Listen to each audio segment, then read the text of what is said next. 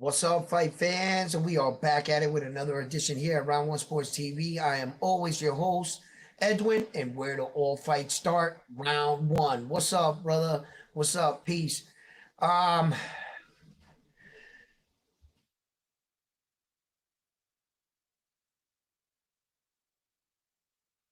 Backing quality. Yo, your name is real bunch stuff. That shit is hard for me to see, man. Listen, but anyway, I got a lot on my mind, a lot to talk about boxing, and it's just been like this whole entire weekend. It's just been I got like an overwhelming surge of boxing. I got way too much boxing in my head. I don't know about you guys. It was like I woke up to a hangover of boxing. I really did. Plus, I was a little sipping on the funny juice. You know what I mean? So I had a great weekend, man. I saw a wig get pushed back. Yo, that is classic. Now I knew everybody was gonna talk about Gerald Miller, and I was like, man, this guy's we're gonna talk about all that and more. We got a lot of boxing to unfold, unravel. Super boxing kicked off last night. Jose Valenzuela went into a good fight last night. There was a pretty decent fights on that card.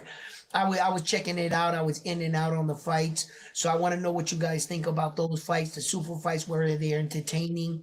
We had two of them back to back. You see how they're kicking off. What do you guys think about that? What do you guys think about the Shakur situation? Where's Teal go from here next? You know, Jermaine Ortiz fell short. Keyshawn Davis proved he's on that level. We can talk about that. We could also talk about a lot of the upcoming fights for who? Young Xander Zayas, the unified world champion in Puerto Rico. Yes, sir. Yes, sir. He pulled it off. He pulled it off. And Abass Baru, man, you saw his emotions and his feelings coming out after the fight. You can see that this meant a lot to that young man. Yo, shout out to Abass Baru for giving Xander an opportunity to unify. And Abass Baru, yo, he was chasing his dreams too. He said, I don't care. He proved it. I'll fight you in your backyard, on the moon, on Mars. It doesn't matter. Some of these fighters are built like that. They don't need home field advantage to feel secure or confident. Abass Baru was going out to Puerto Rico, and he had only one thought and one mission on his mind: is to come back home with his belt and Xander's belt.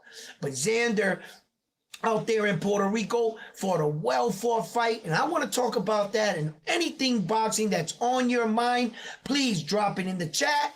And like always, let's hop right into this video. Don't forget to hit that like button. Smash that like button for me. Subscribe to the channel. Become a Round One Sports Talk member. And let's talk boxing.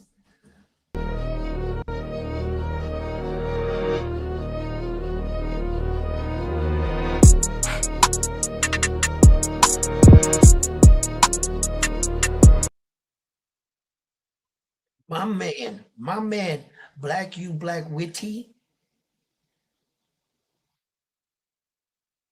Black you Big Witty. That's how you say it? Black you Blick Witty. What am I saying here? What am I missing? I don't know. We'll figure that out. Yo, listen. Check it out, fight fans. Man, listen. We're gonna break down these fights right here. We have still got a good schedule, right? For the rest of 2026. And I can already see the layout of 2026. And quickly, you guys are gonna see that, a lot of fighters are trying to really boost up fighters. They're already saying Bruce Carrington is going to have the knockout of the year. Pump your brakes. Pump your brakes. We just got out of the first month of the year, man. Chill out. We got 11 more months of brutal knockouts we're about to see. Yes, nice stoppage, Bruce Carrington. Knockout of the year? No. Nah, not yet, right? So, Bruce Carrington had a great fight. And I got to admit, he did it. The man did it. The man went in there And what I thought in this fight was what I thought. I told you, Bruce Carrington, and like my honest assessment, my picks, like Frontline pointed this out yesterday to Boogie. He was like, yo, Edwin, you do realize you picked every single fight, but you didn't, like, I always have this thing, right? I'm not going to promote like gambling or be responsible for anybody's, oh, round one, you said this, that, and third, right? I don't want to be that gambling website. You know what I mean? Like, don't put your faith in another person because I don't gamble, right? But I did tell Frontline, I said, yo, I think Bruce is really like in a real, I said, Bruce might stop him in the ninth. I just got a funny feeling about this dude. You know what I'm saying? Carlos, I said, I got a funny feeling. And look, he was fighting Bruce really good until it was going well until it wasn't, until it didn't no more. Bruce shocked him with that shot to the body and he became paralyzed. Bruce saw it. Shout out to Bruce Carrington, recognized the situation, taking full advantage of the situation, putting his punches together, not just hitting him with a body shot and backing off. Nah, he hit him, boom. He must have heard him because there's certain situations in a boxing match you are not privileged to. The fans, none of us are privileged to. That's being in the ring, being up close in person with the person you're fighting, and you can hear him go, when you hit him good. See, and we don't know that at home. We're sitting there, we're watching the fight, and then all of a sudden, boom, then the guy, boom, boom, boom, and then bam, right? The guy knew when to attack because he's at the closest. Bruce Carrington must have hit him with something, and he knew he hurt him. And he went boom, boom, boom, and put him down. Kept him down, walked off with that WBC world title. I was on the Boxing Voice yesterday for a short period, right? Acting a fool up there. Bro, I was twisted. I don't even remember half that interview, right? So I was up there, and according to Ness and a lot of guys in the chat, they want Bruce Carrington to right away fight for unification. Now, yeah, in a boxing sense, we get crazy. We like, yo, nah, we want him to unify. We go over here, blah, blah, blah. Because we've been arguing so long with our other favorite fighter to unify. So when another guy gets a belt, all of a sudden we're expecting that. I think that we're putting a lot of pressure on these young men. It's true. It is true. Those dudes that wanted 26 need to unify. They've been running around with one belt waiting for Naoya Inoue and the money gravy train to come up. It's no secret. Everybody's holding on to their belt because they're waiting for that train to come up. Yo, I got my ticket right here. I'll fight them. The champions understand their value. That belt represents their hard work. And how much do you want this belt? What is this belt worth to you? How much are you willing to pay to fight me for my belt and the opportunity to unify? Prize fighting. Recognize your worth. Recognize what you have in your hand. Just don't go out there all willy-nilly. Oh yeah, I'm just going to unify this guy because he said so. No. At this point, it's tragedy. Putting yourself in the best position for the best fight, payday. Bruce Carrington needs to be smart now with what he has. Don't just go out there and walk the belt to Espinoza. So that Espinoza has two belts going into the negotiation with Naoya Inoue for he can get more money. Look, if I was Bruce, I would stay away from Espinoza. Nick Ball, he's food. Nick Ball's food. Angelo Leo is food for Bruce Carrington. Now, I'm not saying he can beat both of them. I'm saying they food. Sometimes you go eat some food and run into some poison food and get fucked up. Okay. Not all food works out now, does it? Or tastes good, right? Not saying he can beat them. Just like outright. They're a better fight than that Espinoza dude. I'd fight Nick Ball or Leo before I fought. And it's not that he's afraid of him. I'm not talking for Bruce Carrington like he should just be shook. No, there is a scenario where Bruce can beat Espinoza. There's a scenario where Espinoza can beat Bruce. I'm just saying that that's the toughest fight.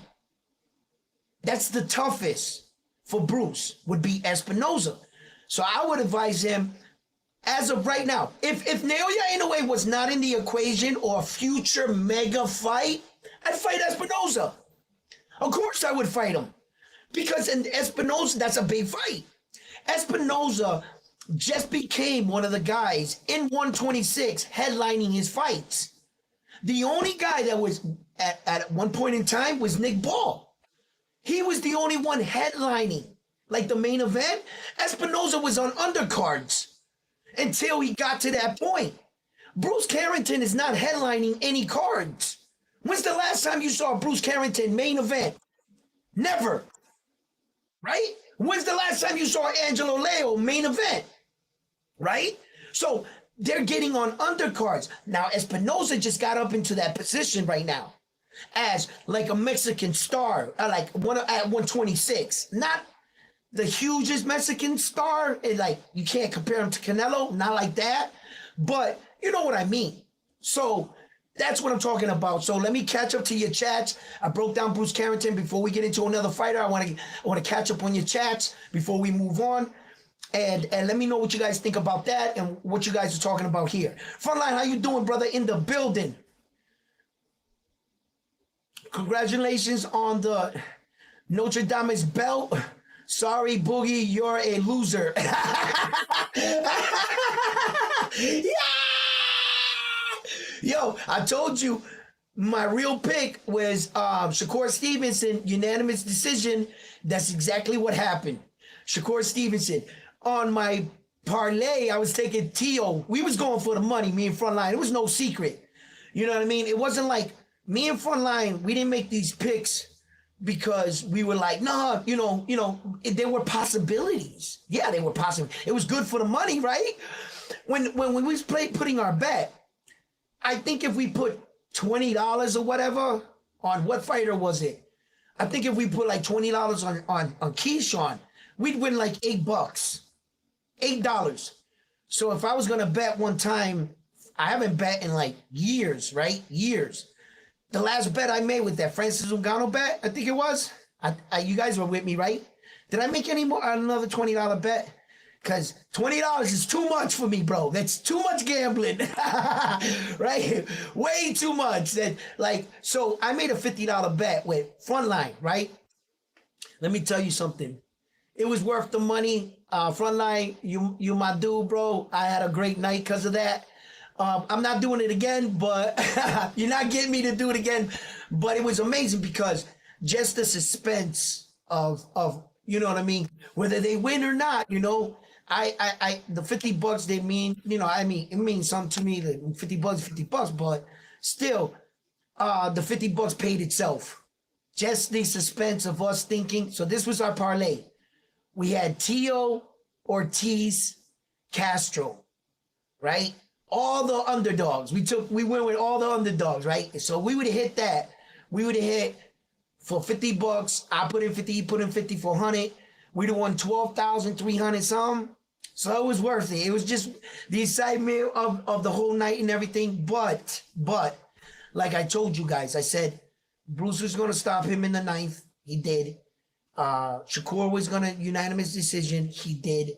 The only one that I told you guys the odds in Vegas with Keyshawn. I just didn't want to believe it, which was Ortiz.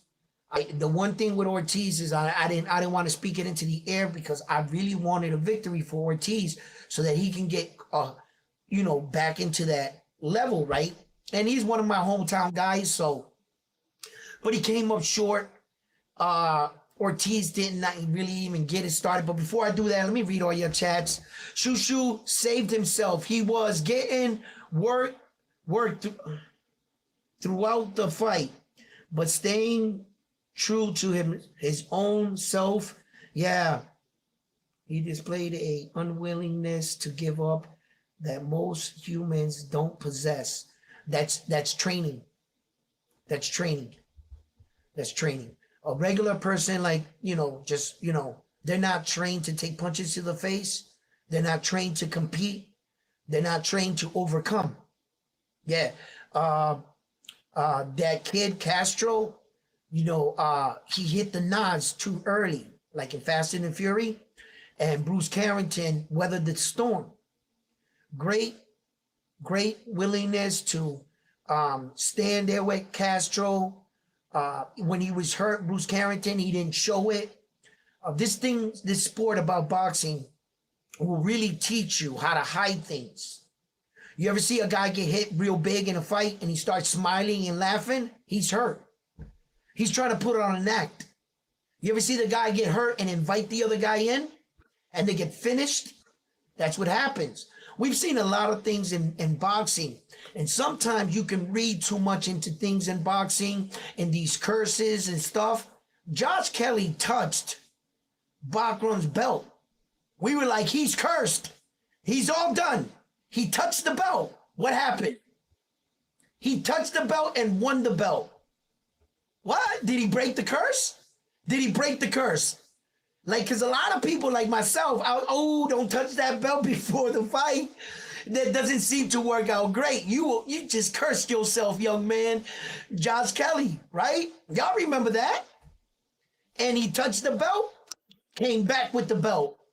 What? Yo, Josh Kelly stood up to Backrum's power.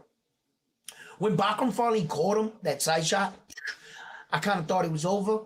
I was like, oh shit. You know what I'm saying? Like that dude on the super card that for the other dude for Arthur Benavides, right? And I think both of them did it. Who did the ballwood dude fight? I think he fought. I remember he had like the IBO or some shit. And he lost the belt to who? I forgot. I had to look him up. I saw him go down in the first round. I was like, oh, this fight's over. Over, right? Talk about perseverance. He was down in that fight last night in that super card. He was down like 2-3 times. I was like, oh, this fight is done with. Bro, he came back and knocked homeboy out. Yeah, man, that super card, I was in and out sleeping. I'm going to go back and watch the whole thing over again. I stood up and watched Jose fight. Yo, that was a clean shot, bro. That was no headbutt. That was a clean punch that split Jose Valenzuela's eye open last night. Jose was getting out. Was it me or was he getting outworked the first half of that fight? He was getting outworked. But I got to admit, he looked better in that fight. The way he was letting his hands go, his gas tank looked a little bit better than Gary Antoine Russell fight where that you can see he became a young champion and he allowed that life kind of to get to his head, I think. When he went in with Gary Antoine Russell, I don't think that he was in the best version boxing shape, Jose Valenzuela, that he should have been. I felt that way. Last night when I saw him fight on that super card, that was back and forth, but then you saw Jose started taking over the fight. Little by little, you started round by round, he started taking over back the fight, control of the fight. And Jose just started picking him apart. Pop, pop, pop, pop, pop, pop. And he was breaking him. You could see the dude go back to the corner and put his hands on the rope, and he was just like this, putting his head down. He was feeling it. Yeah, like I said, I'm going to go back and I'm going to watch that super shit and really give you a breakdown of like all the fights or whatever, because there were some good fights on that card. I just had too much boxing, bro, the entire week. I was boxing the hell out. I really was. I watched so much boxing, it was crazy. Frontline says the $100 bet in the parlay to win 12K. Yeah, it was well worth the. Yeah. Yo, Frontline. Yo, I was like, sitting here like, yo, that's progression. After that $50 bet, I needed a 12-step program. Gambling Anonymous. Yeah, I had, you know what I'm saying? I got a coin. Today I have two 2 days sober from gambling. Yo,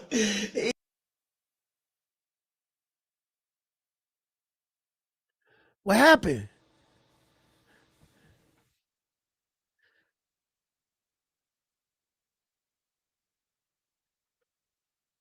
Did my internet not down? All right. Front line, get up here. Your mic sounds different. What you mean?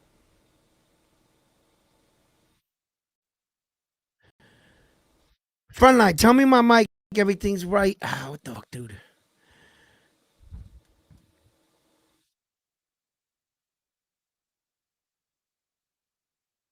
Hold up. Everybody in the chat. I'm about to hit the button, and what I'm gonna do is I'm going to hit it to the landline because I had it on wireless. And I didn't even notice it. It was on wireless, so when I hit this button, it's gonna glitch out, and then I'm gonna pop back on real quick. But the channel probably gonna. Oh, frontline, you right here? Yeah, word. Frontline, What's up, man? what's up? How's my mic sound? You at first it sounded better. Whatever you did when it bumped you out and you came back, Yeah, your mic started sounding better. But at first, you sounded like you was on just talking in the air. really? Oh, Yeah. so it must have been the laptop mic this whole time. Yep. Motherfucker. Ah. See, messing with these systems, brother. Messing with these systems. So what's up, front? Yo, front line. Yo, listen. I need a 12-step program now. Hey, we was spending that shit before the fights even started. Yo, me and Frontline, I was like, look, I told Frontline, I'm gonna buy myself a gold chain. I'm gonna get myself a whole new decoration in my room. Like, Frontline was like, how much money you think you get, Edwin? I said, enough to buy a Lambo, a house, and a side house. You already had that money spent in my head. Yo, Yo, it was shout out crazy. to Talk Trends and shout out to Josue in the building. And then Black just said you can't train character, dog. You have to be born with it. We have to give Shushu credit for rising up against adversity and proving that he is everything he said he is when the moment demanded it. When the man, all right. He beats Inouye at 26. Yeah, right. We He we stop all it. Don't we all know that. stop it. Stop it. Stop it. Yo, 26 hit different than 22. I've been trying to tell you. I don't care. I don't care. They listen. They've been saying, look. When we're looking up fighters, this is a very important topic. When we're looking up fighters and we're making decisions on whether or not they can move up, a couple fighters come to mind that proved that they can move up one weight division. Hamza versus Edgar Berlanga. He moved up one weight division and destroyed Edgar. Keyshawn Davis moved up one weight division and destroyed Jermaine Ortiz. And those are the special kind of fighters that can prove that they can translate their power. But that doesn't always seem to be the case. When T.O. moved up, them knockouts started going less and less and less. Shakur hasn't. He beat Josh Padley. That was his last knockout, I think, right? But not every fighter translate. Now you're talking about Naoya the Monster Inoue, where he's up in his fifth weight division. He has titles in four. He's fighting in his fifth, and he's still knocking mofos out. He had a record at 122 on title fights, consecutive knockouts. So talk about your power translating it. He's already proven it through 5 divisions. You talking about the 126 is different. For that guy, that Japanese dude, there's no question that as he's going up, his power's going with him. It's 5 divisions later, it's been proven. So I have evidence. I don't have evidence on Keyshawn Davis. I don't have evidence on that time on Hamza. They had to prove that. Now I see. Oh, his power does translate. His movement, his skill, he looked the same. Just like when Tank went up to 140. His power went with him, his speed went with him. Now I see that first. I have evidence. I have something to go on. Bruce Carrington, 126? Yeah, you stopped Castro. Okay, cool. Castro couldn't stop Scooter, Stephen Kubo Fulton. And Naoya Inoue made Scooter look like an amateur. Like an amateur. He didn't win one round against that Japanese dude. Not one. And these guys are going to war with each other. They're going to war. And Naoya Inoue is making it look light work. Light work. Undefeated champion. Unified champion. Scooter. Stephen Kubo Fulton. At the time, he didn't know what it was like to lose. He wiped that man down, bro. Keep bringing up Bruce. Listen, I know Bruce Carrington's value. What he did Saturday night was very important.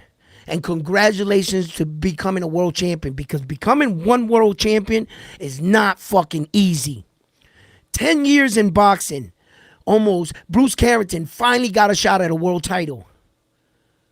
Just pay attention to that. And he only won one belt.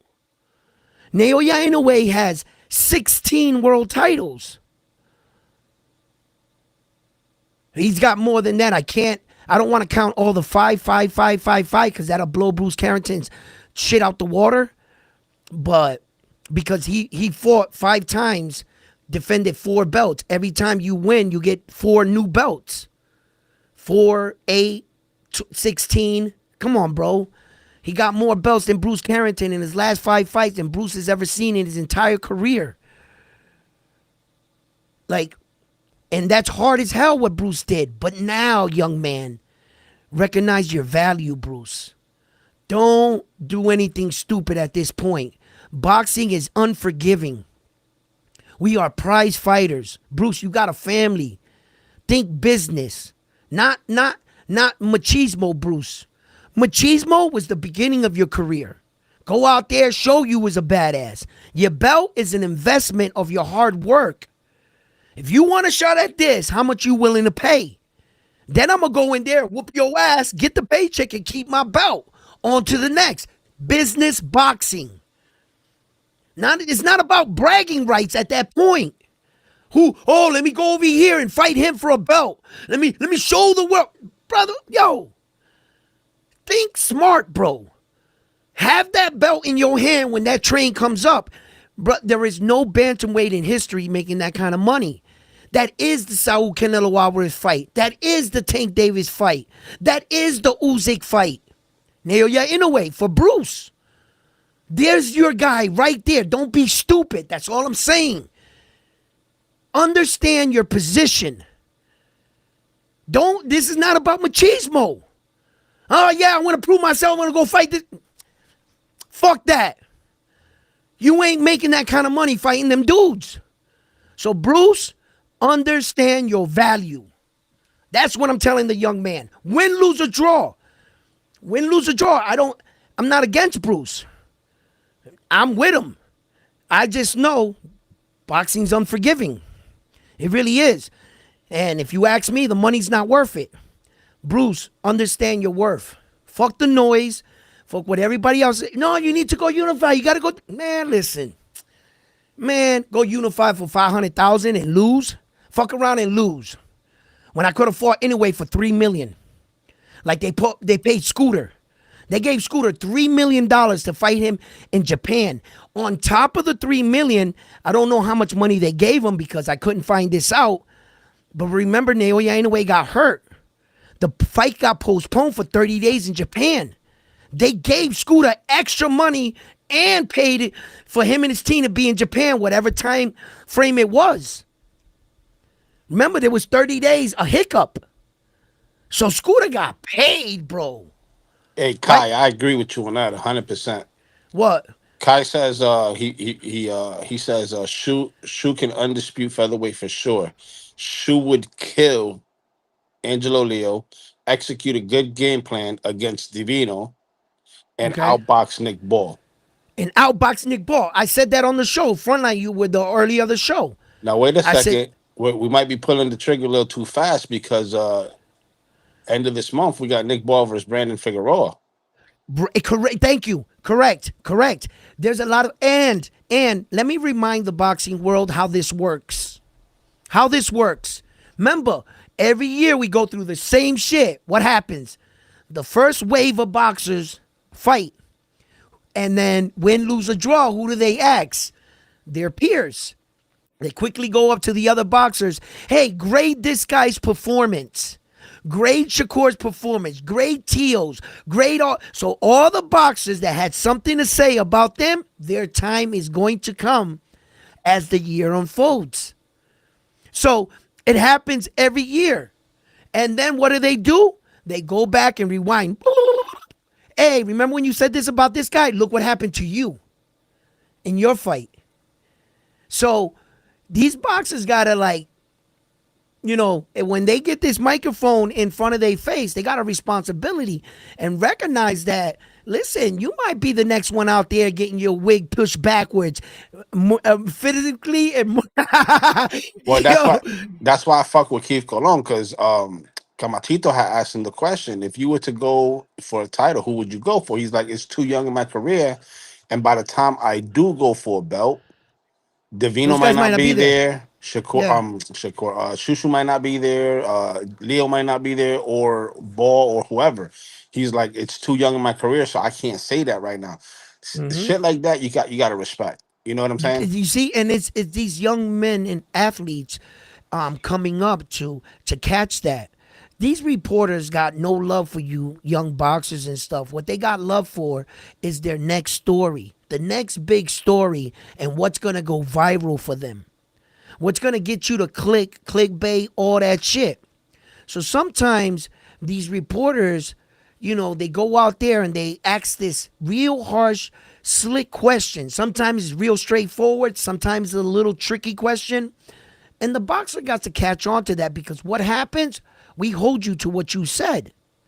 When Devin Haney and Tank Davis started doing that dumb shit coming out, I got a list. I got a hit list. And you're on the hit list. Motherfuckers, y'all didn't fight nobody on them goddamn list. And then you mad at me because I'm calling you out. Yo, you didn't fight this guy or you didn't fight this guy. And he's like, well, I don't have to fight him. I'm going to fight him. Bro, you came out and said some list shit. You were talking about this fighter that he's a bum, that you would light work, and then look what happened to you. You said that. So it's when fighters like Keith Colon and the Vargas El General kid, I tell a lot of young fighters, pay attention to the way that dude talks. You know how many times I've seen him in interview, they try to get him to say he could beat this guy or the champion called you out at the time, Keyshawn Davis. You know what that kid said? I'm humbled that the champion's talking about me, but I'm not on that level yet. I'm not on that level. If the champion's bringing my name up, I'm not even in his radar. He's like, but I'll be working my way up, and when the time comes, then I'll talk champion talk. But right now, I'm not there. And kept it pushing. Fucking amazing. I It's a was good like, way.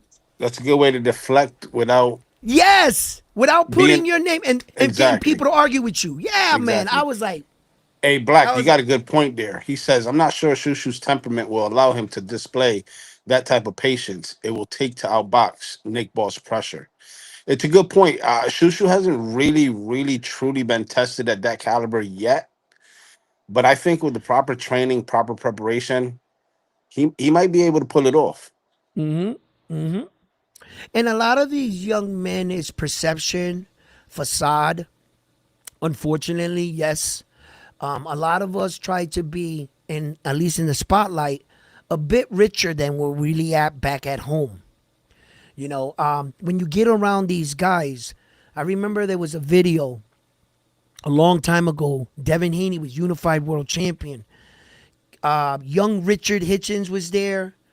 Um, who else was in the thing? It was a bunch of young fighters. I remember it was Richard Hitchens. I think it was Devin Haney. It was a lot of young fighters. I can't remember, but the moral of the story is Devin was the only one with a bunch of chains on and diamonds flashing. You can see at the time, Richard Hitchens, when he was talking to Devin, he kept looking at his chain. And all the fighters around him were looking at Devin. The next time you seen them kids, they had all kinds of fake jewelry on. The pressure of wanting to look like you got like Tio, and they all want to look like Floyd and shit.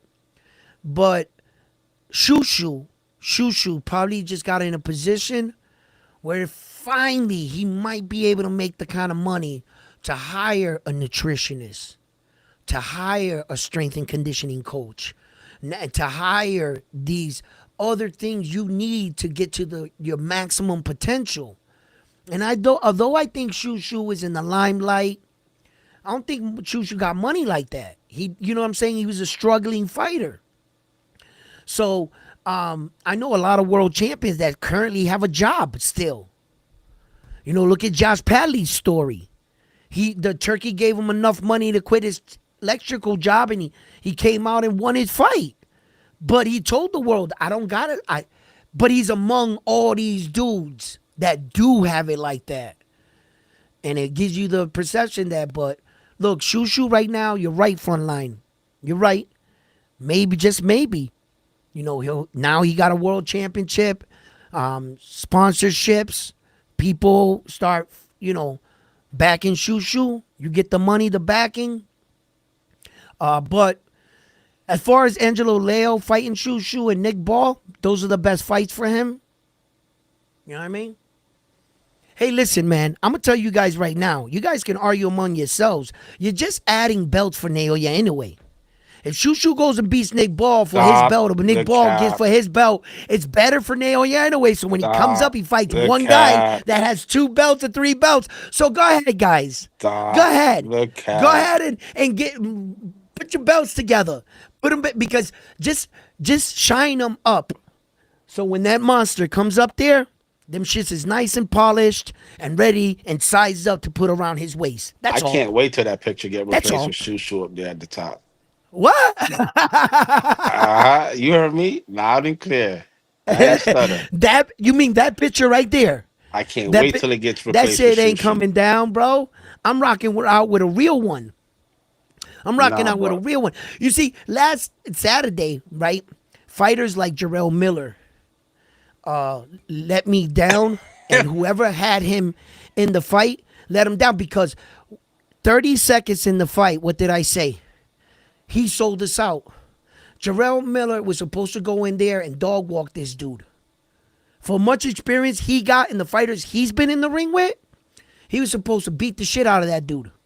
Yo, that dude went out there And pushed his and wig back. but Miller won the fight. You told me he lost the fight. He won the fight. But the thing is this, bro. You saw that Miller didn't take him serious. You saw a different version of Jarrell Miller. You saw when your fighter let you down. You saw a lesser version of that fighter, not a better version. You saw a lesser. And that's human error. Sometimes when we looking at these fighters, we're saying, nah, he's going to come in and do.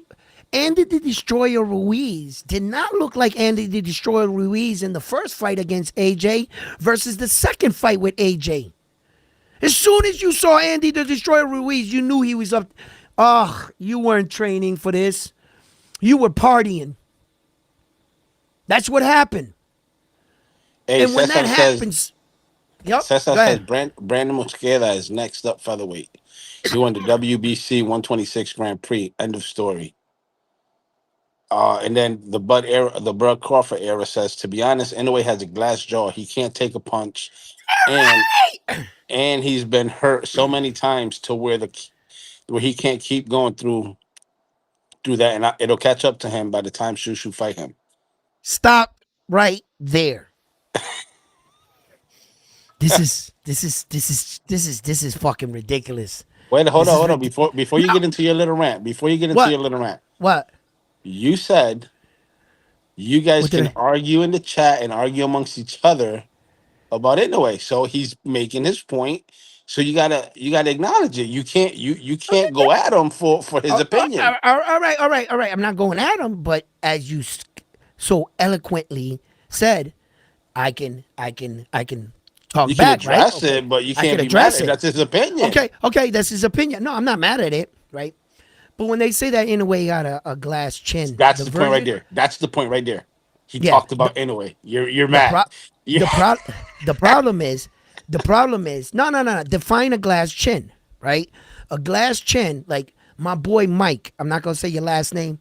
My boy Mike, right? He was a good, decent fighter, and we used to hang out on a gang and shit on Kilby Street. And he was a decent fighter coming up. He became chinny. When I mean chinny, bro, damn Mike, you got knocked out by a girl in a club. The girl punched him in the face and knocked him out. Then he ran the like 2 weeks later, he ran upstairs. We was all fighting upstairs, bottles was flying everywhere. He comes running upstairs. The guy flares his arm back and hits him and knocks him out. He didn't even throw a punch at Mike. He went to throw a punch in this direction. He flared his arm like this. Mike walked into it and knocked him out. We was like, bro, you are chinny. You getting knocked out by just taps. There was a that wasn't a boxing match, but that's chinning. What Naoya Inoue displayed was an iron chin. Bro, anybody, and I mean anybody, that Luis Pantera Nari hits with that shot, they don't get up. They do not get up. Luis Pantera Nari is a certified, bona fide knockout artist. His knockout ratio is up there in the high 90s. His entire career. He has real one-punch knockout power. Luis Pantera Nari. That's all he is. He's not a boxer. He's a boxer brawler, puncher with a big punch. Luis Pantera Nari. Same shit like Francis. What's his name? Brandon Figueroa. He's rock'em sock'em robots in the inside. That's Luis Pantera Nari, but power. When he hit Inoue with that shot, bro, Inoue looked like he died.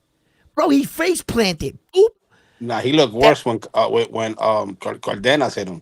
well, when Cardenas hit him, he short out his motherboard. Naoya froze. He went. He short circuit his fucking everything, and then Inoue fell, bro. But for that man to get up, how many times we seen dudes get knocked down and they get finished? Yo, Naoya Inoue got up. He didn't have Bambi legs. Yo, he shook that shit off. He blocked, grabbed the dude, pushed him back one time, and then took over the fight. I was like, holy shit. I was screaming. You know, I'm for equality. I love Naoya Inoue. When he went down, I was like, yo, the monster's okay. The monster's okay. Monster's okay. But I was yelling at the TV at the exact same moment, and I was telling Luis Pantera Nari, don't let him off the hook. That's your moment. That was your time. When you dropped the, yo, fucking unload everything on him. Take the gamble. Take it. I wish he would have just attacked Naoya Inoue. That was your moment. But Naoya Inoue showed his superiorness. He weathered that storm, found out what he did right and what he did wrong. Luis Pantera Nari never hit him with that punch again the rest of the fight. Cardenas never hit him with that punch for the rest of the fight. He made adjustments. Not like Tim Tszyu. When Bakram hit him with that shot, Tim Tszyu didn't make no. He got knocked out by the same exact punch. When that young fighter Abdullah Mason got dropped, what dropped him the second time in the exact same fight? It wasn't the shag on the Dominican's hair. It was that same check hook. He didn't make no adjustments. Fighters, not all fighters are built this way. Naoya Inoue understood what he did wrong, how he overextended, where he was, in real time like this. Good fighters will have you figure out 6-8 rounds. I got you figured out. A great fighter will have you figured out 3 to 5 rounds. I figured him out. I already know his style, his mannerisms. I know what he's doing. Naoya Inoue will have you figured out in the moment.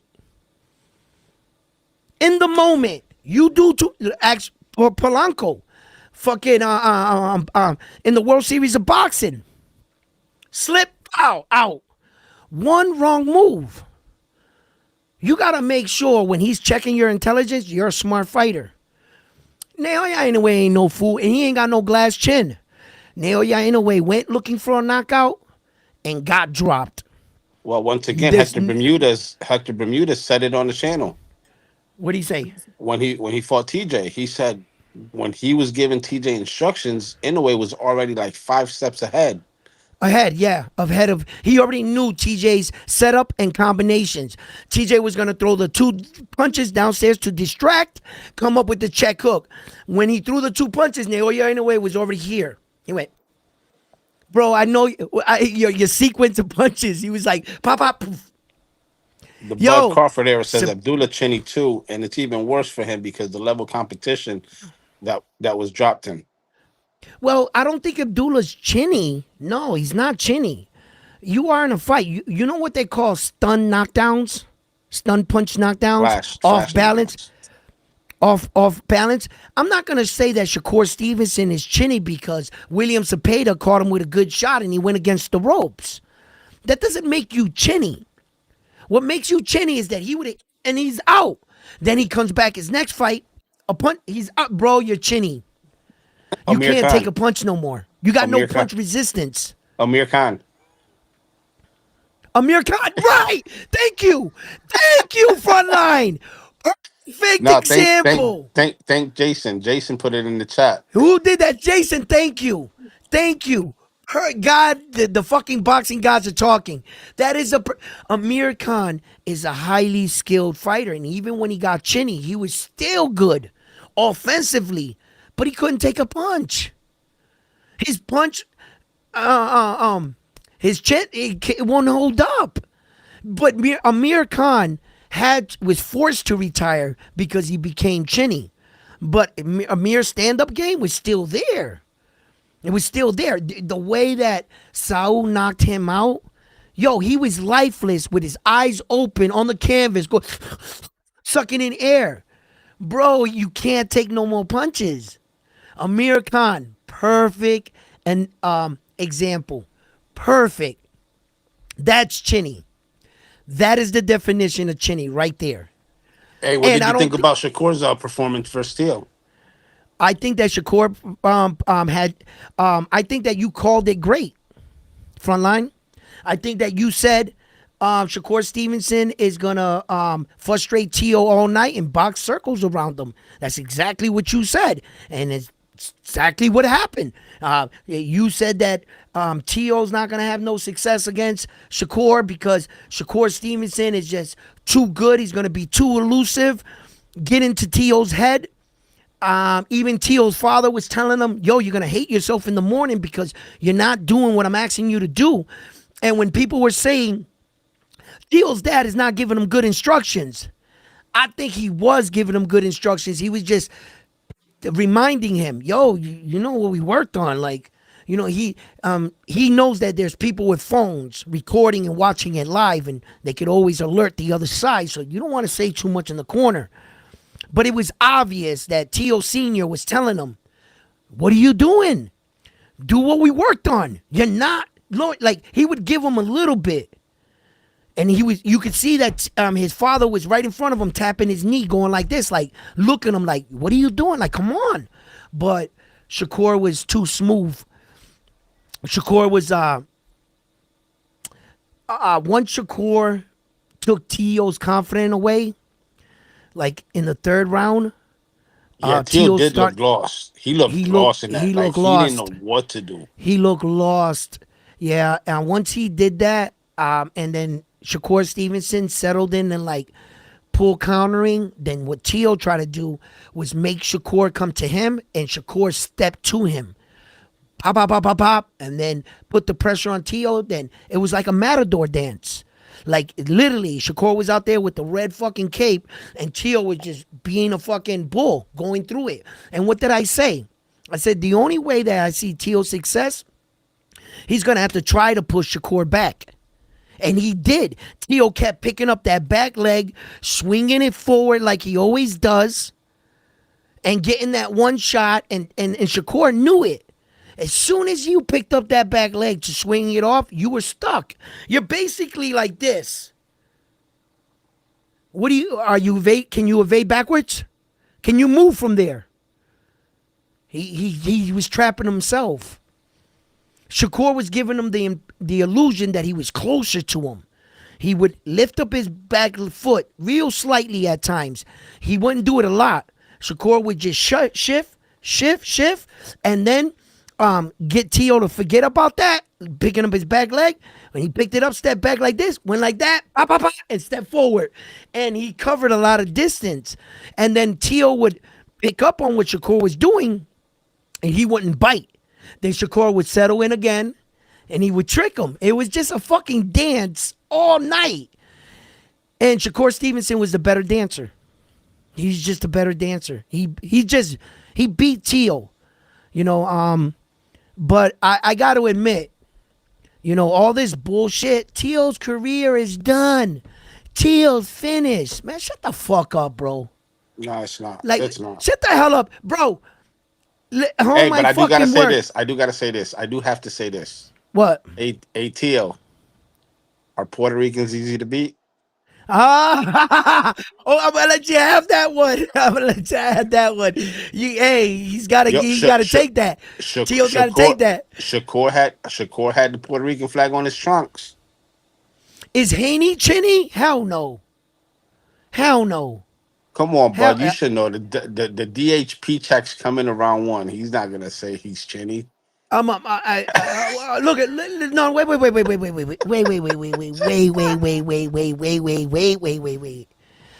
What evidence do you have that Devin Haney's chinny? Has he ever been knocked out, or did he get back up? You know what it is. No, you know how I feel. front line. Wait, no, front line. I'm gonna. No, You just asked a question, no, and I'm gonna answer it for wait. you. I'm just asking the people, the chat. Right. What's your definition of chinny? A guy can get put down, come back up, win the fight, and no matter to you, there's no fighter in the world that should ever go down one time in their career. Never. You got to do a 20-year career without having one blemish. Well, here's the thing. Wait, frontline. Wait, frontline. This is important. Go ahead. Where is this Superman that you guys are making up? Where is this guy that's walking in, one punching everybody, knocking them out with his fucking cape on, that went 20 years without getting knocked down? Who the fuck is this guy? You know what I mean? There's not a lot of guys like this. You're talking about 1% of all boxers. 1%.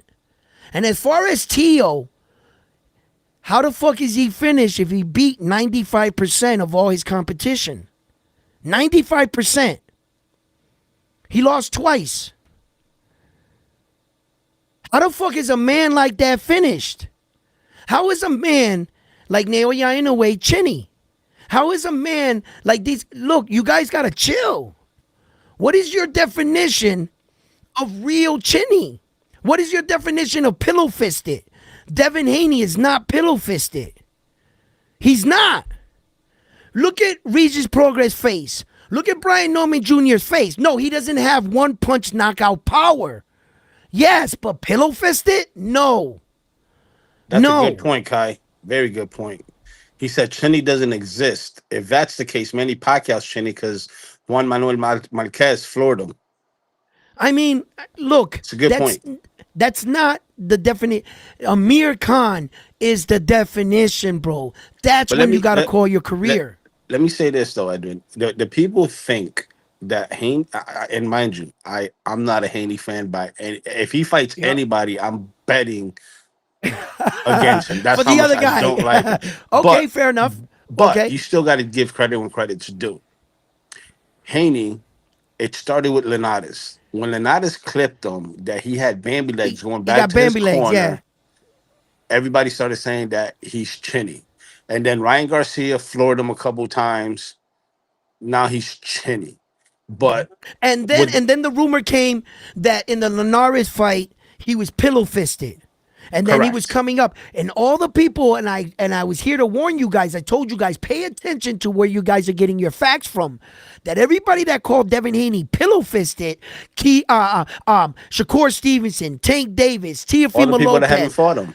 None of them fought him. Yeah. Not one of those guys got in the ring with Devin Haney, but they got the nerve to call him pillow fisted. And that's the problem with the boxing community. And I was looking at this. I was like, yo, Tank, how the fuck you know Devin's pillow fisted? He's not knocking out anybody, but you didn't fight him. Tio, why did you agree to what Tank said? and then Keyshawn Davis and Richard Hitchison, and they all jumped up on it. Devin's pillow fisted. Well, you I gotta don't want to understand fight him. though, He's a boring fighter. they're Yo, boxers. hold on, guys. Have I heard this before? Have I ever heard fighters make up shit about fighters to avoid from fighting them? I remember Tio saying that once upon a time, I'm not fighting Arnold Barboza way back then because I don't, and we all wanted him to fight Arnold then. Tio made up all excuses for all the guys he didn't fight. Excuses. When we were on the outside saying, no, Tio, he's worthy. I've seen this before where other fighters bash one fighter. Tank Davis called Devin an email champion, right? But Devin was never the first email champion in boxing history. But people took it that way. Like if he was the one that started all email belts, Devin, which that's so I noticed in Devin's career, all he really fought was made up stories and criticism. Because in actuality, he fought everybody we wanted him to. Devin. Now, Joy of boxing, stop the cap. I'm not on Devin like that, right? Where I tell you guys, I'm honest. I didn't have Devin as a polished fighter. I never put Devin on my pound for pound list. I don't rock with him like that. I'm not a fan of a boxer. I'm just telling you, be careful. Just be careful because them dudes that was saying that Devin was pillow fisted, that he was this, a boring fighter.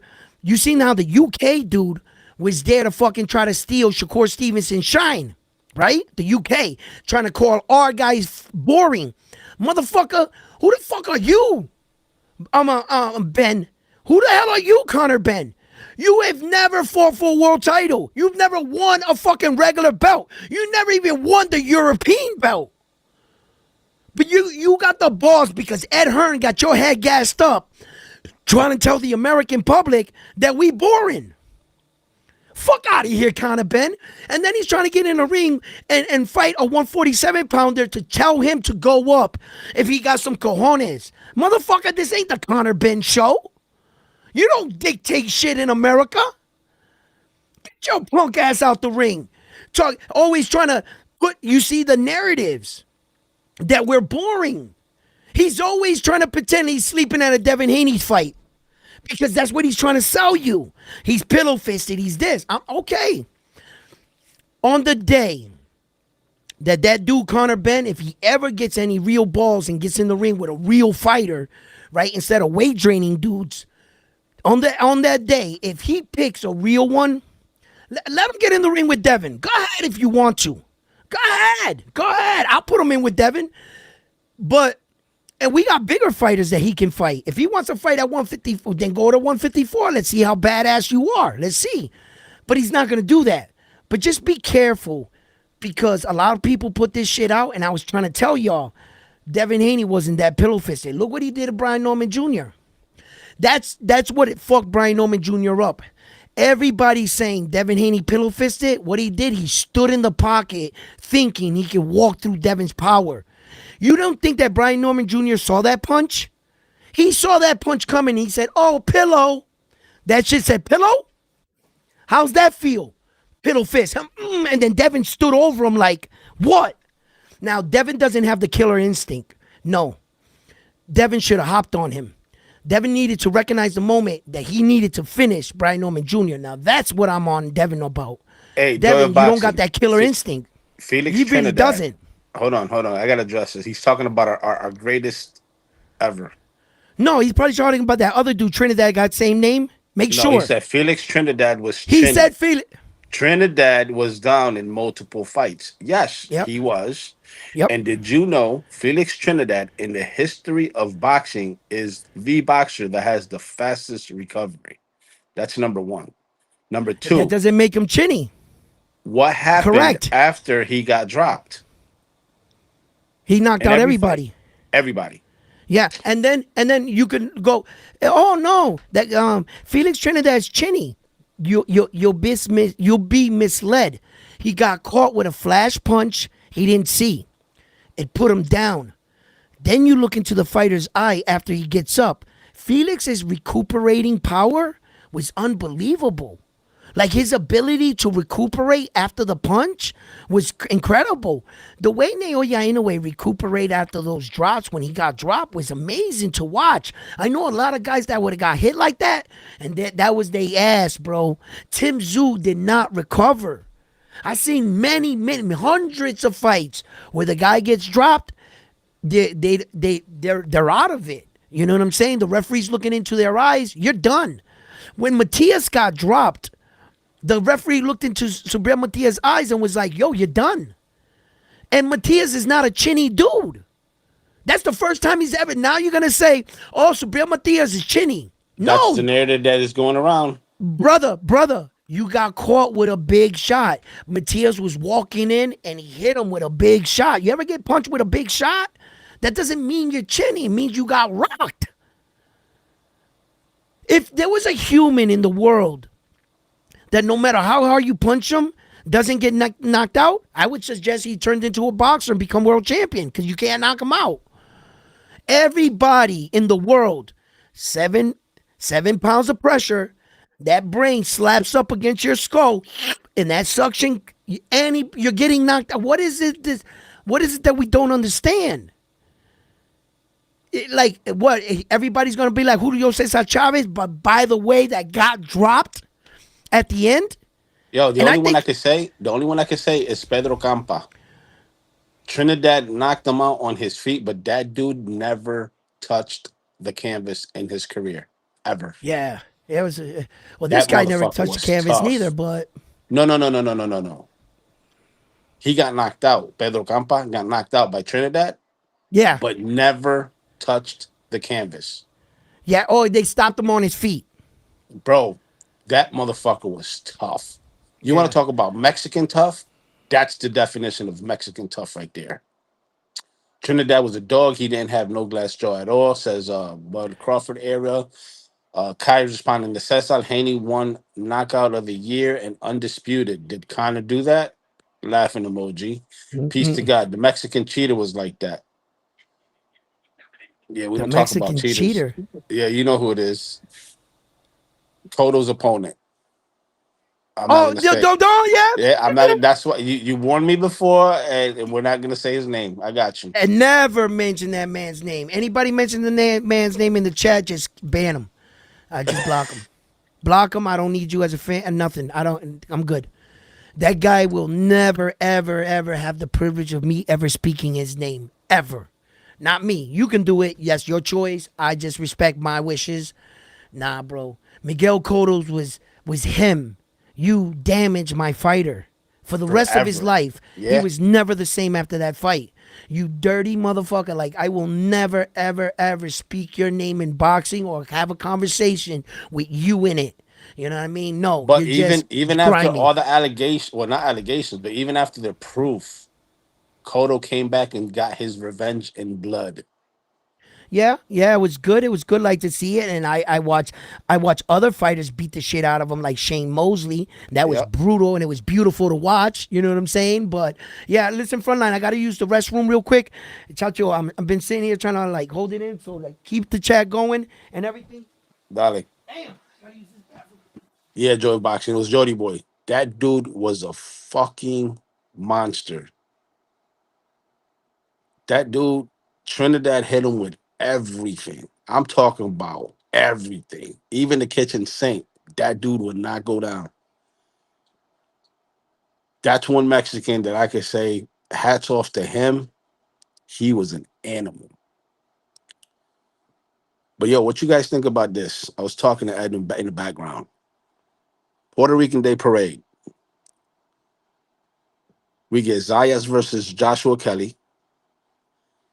On the undercard, we go to the losing bracket. We'll get a Matias versus Teofimo Lopez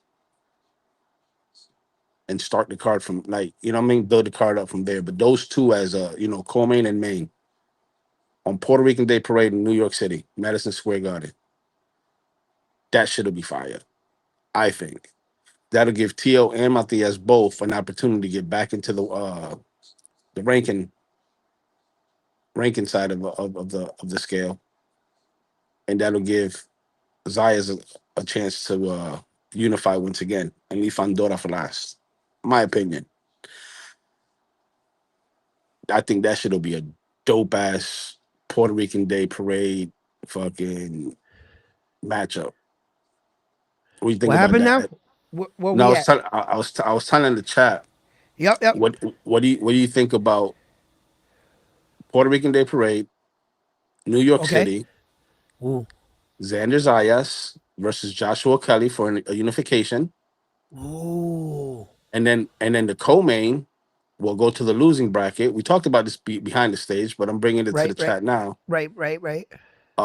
A comeback fight for Tio versus Matias, both in the losing side. They can get their names back into the rankings. Okay, I like a better one. What's up? Well, Talk keep to me. going, keep going, go, keep going. No, no, keep Well, going. You got the car going because well, you're no, actually that's just the main and co-main, and then we can build the card up from there. right because the guy that I was thinking of, he's still not gonna beat Tio Matias out for that co-main event. But we could also put on Oscar Collazo and trying to go for one of the third belts. I mean, you know what I mean? Oh, Jerusalem or Taduran. Right. Right, but I don't think they'll go in the co-main spot. So Tio in my head when I said, but wait a minute, I got a better one. But I said, nah, Tio would still go in the co-main with Matias on that With one. Matias, yeah. Yeah. So We and could then I would like a bunch of Puerto Rican stutter card in in New York City. You know, you can have fighters like Keith Colon on that card. A lot of young Puerto Rican talent right now. If you want, how about the other unified champion René Santiago. El Chulo Santiago? Yeah. If we put him on there, what do you think? With having Xander lead the card, of course, and putting those other two belts right there that we can get possibly a third belt on that night. Yeah. You know, and yo, that Josh Kelly fight with, oh my God. Yo, didn't With I tell you Bakram. guys? Yeah, oh, Bakram is way better than Xander. Bakram is the best champion at 154. And what Let's did I not say? remember, And what did I let's, say? let's not forget all that shit. Xander's the weakest link at 154. He's the weakest champion, but I think he's the strongest champion this morning. Last time I checked, Frontline. Am I correct? On this on unified. I mean, Unified. Yeah, yeah. I mean, not bad for the weakest champion in the division. Stop getting your information from these other YouTube channels that are brainwashing you. I told you Xander was a better boxer. I told you this. I keep telling you guys, bro, man, like Hey, I even said it. Bakram. If you look I at kept telling Bakram's you, history, Xander knocked out two fighters that Bakram went the distance with. I kept telling you. well, Now not only that you got Josh Kelly kid, he played it smart. He no, outboxed Bakram. he's got a good style to frustrate Xander. Xander has better fundamentals than Josh Kelly. Josh Kelly sometimes can be a little flashy, but he's But got Xander will make him pay confidence. with those flashiness. Xander will make him He's pay. get well. I would like to think so. Yes, but Josh Kelly can fight, as you can see. That man can fight. He was mixing up those punches, going upstairs, downstairs. He was doing great work, man. He started to fade a little. Bakram started to put that pressure, you know, that good old fucking Russian pressure there with that beard was coming forward. You know what I mean? Looking like Lincoln and shit. But didn't He I tell you that Bakram struggles with boxers? Yes, and I was agreeing with you. I was telling you guys, That is oh, why I always Xander's the said weakest. Zayas beats him. Yeah, Xander's the weakest champion at 154. Xander's gonna lose that belt on the first shot. Xander this, Xander that. I was like, I don't know what you guys are watching or letting these guys like convince you that Xander was the weakest. Bro, he's the best champion at 154 now. And Hey, I don't want to Trini, I know hear you had a Jerron hell of an Boots experience. I don't want to hear Jerron Boots I don't want to hear Virgil is ever better than Xander at 154 shit. That would be your opinion. That would be your opinion. What's facts? What's on paper? What's the truth?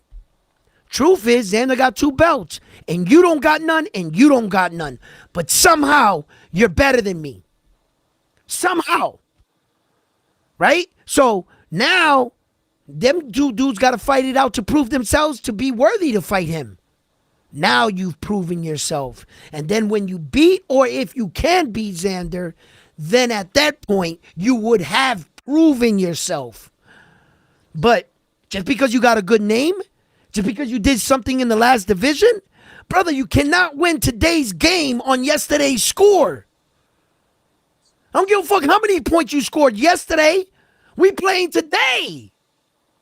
Yeah, I always said it. The one that gives Yo, fight Xander fans be Zayas, bugging. yeah, they do. They be bugging, bro. The only one I can see giving Xander trouble, and I'm still rooting for my Oh, guy, is yeah. Boots. Boots, yo, Boots is a problem. He's a fucking problem. And I'm But still going for my guy. But the reality is, yeah, Boots is probably one of the best fighters at 154. Yep, I know that. I'm not stupid, right? It's just that the reality of it. I don't live in the what if. I live in the now.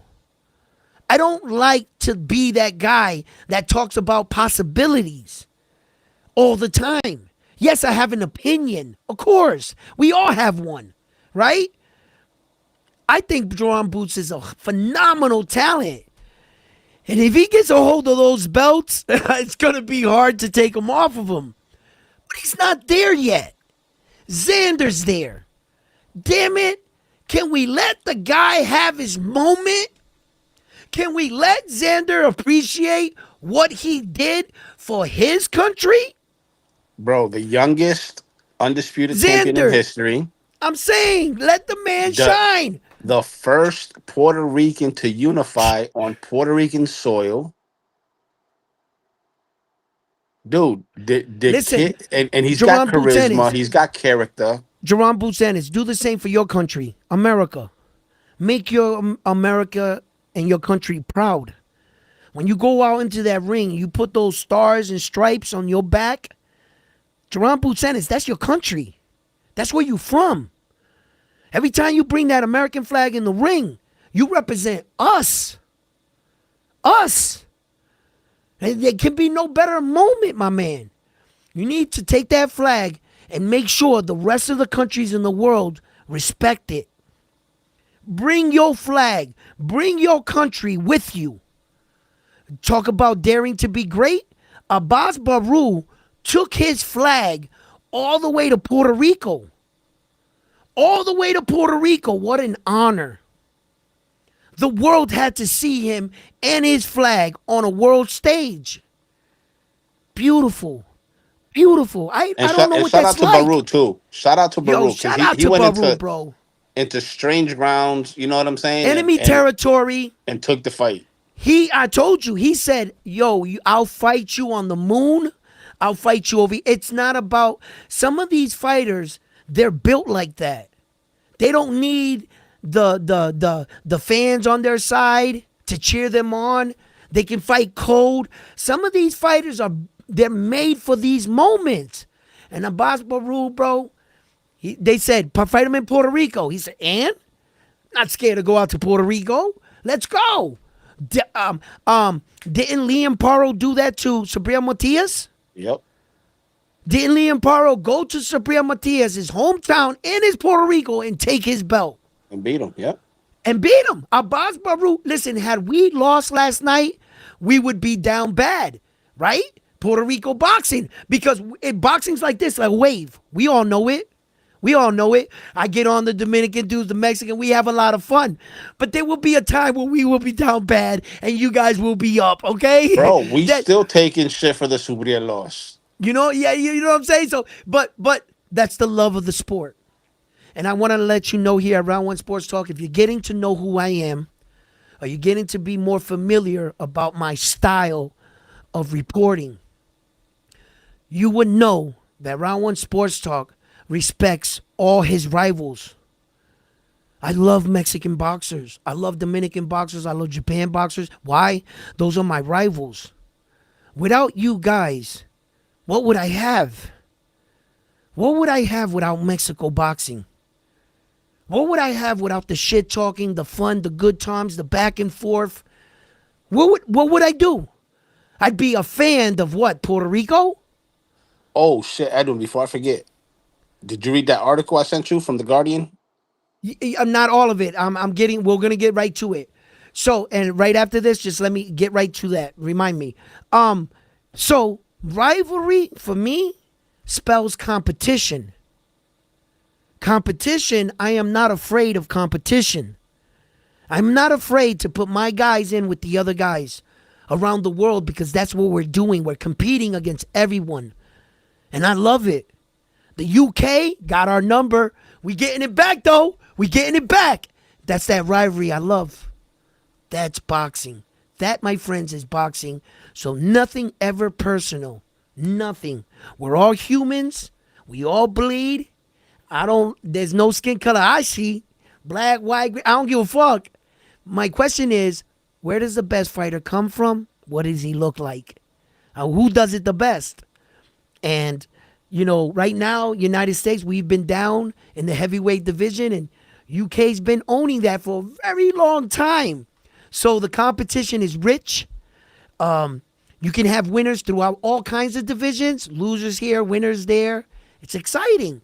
So never, ever, ever, ever think that I'm biased against any country or that and Round One I could say Sports that. Talk, yeah, he's the biased Puerto Rican. I live vicariously through him. But me, Round One Sports Talk, no, if you start talking or downing another country or something, you'll see that I will stop that shit. This is not, you don't have to disrespect us as humans. There's morals, there's integrity, there's honor in fighting. Shit talking, I love it. Fuck you, I'ma fuck you up. Your guy sucks. 101 shit talking. That's 101. I'm with that shit all day, twice on Sunday. But racist shit coming up, like I saw that Chicago Kills try to come up again. I thought it was distasteful what he did on my channel. And I unfortunately I got him on a timeout. He'll be able to come up later back, but Chicago, you just can't come up and start, yelling out racist profanity, and that's not cool, bro. It doesn't work. That shit don't work, man. Hate don't work. Shit talking works all day. Hate talk does not work. So now that I got that out, just in case you're meeting me for the first time or seeing, I always give both sides of the street. Remember, I'm a reporter for the sport. I bring you the sport. We talk about it. I have no favorites in boxing. I don't got a favorite fighter. I don't roll like that. I just can't. I don't got the time to invest into one guy. I Stop don't. it. I don't. Now, yeah, in a way, you guys know I like him. It's no secret.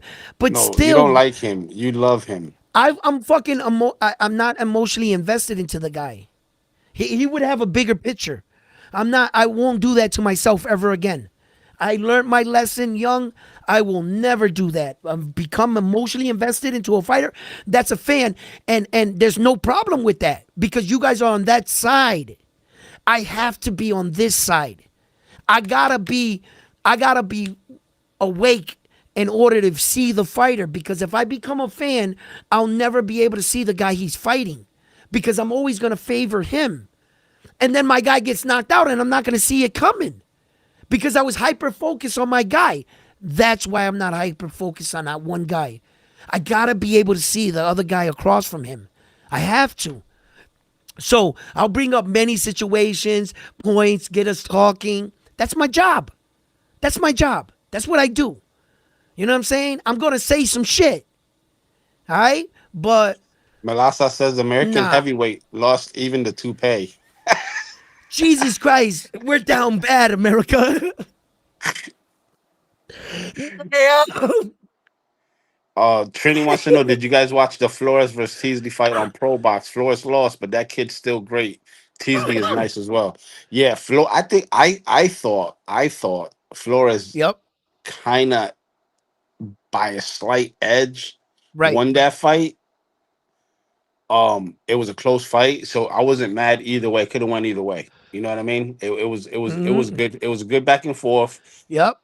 I think Flores could have executed a little bit more. I'm not gonna read what Trini wrote because it's got your boxer there that you don't want to mention. But he said I bet against Camacho when he fought Chavez, and he had the Mexican against Cotto in the first fight. But I Did was he write? biased as a Did Trini? motherfucker Wait, watching stop. Did Trini Zayas. write his name in the chat? Yeah, he did. Did you erase that message? No, I didn't. Why? Okay, Cause first, hold like on, you're on a 10-minute I timeout, I got to get right? to it. And You now can't do it from Malasa, restream. huh?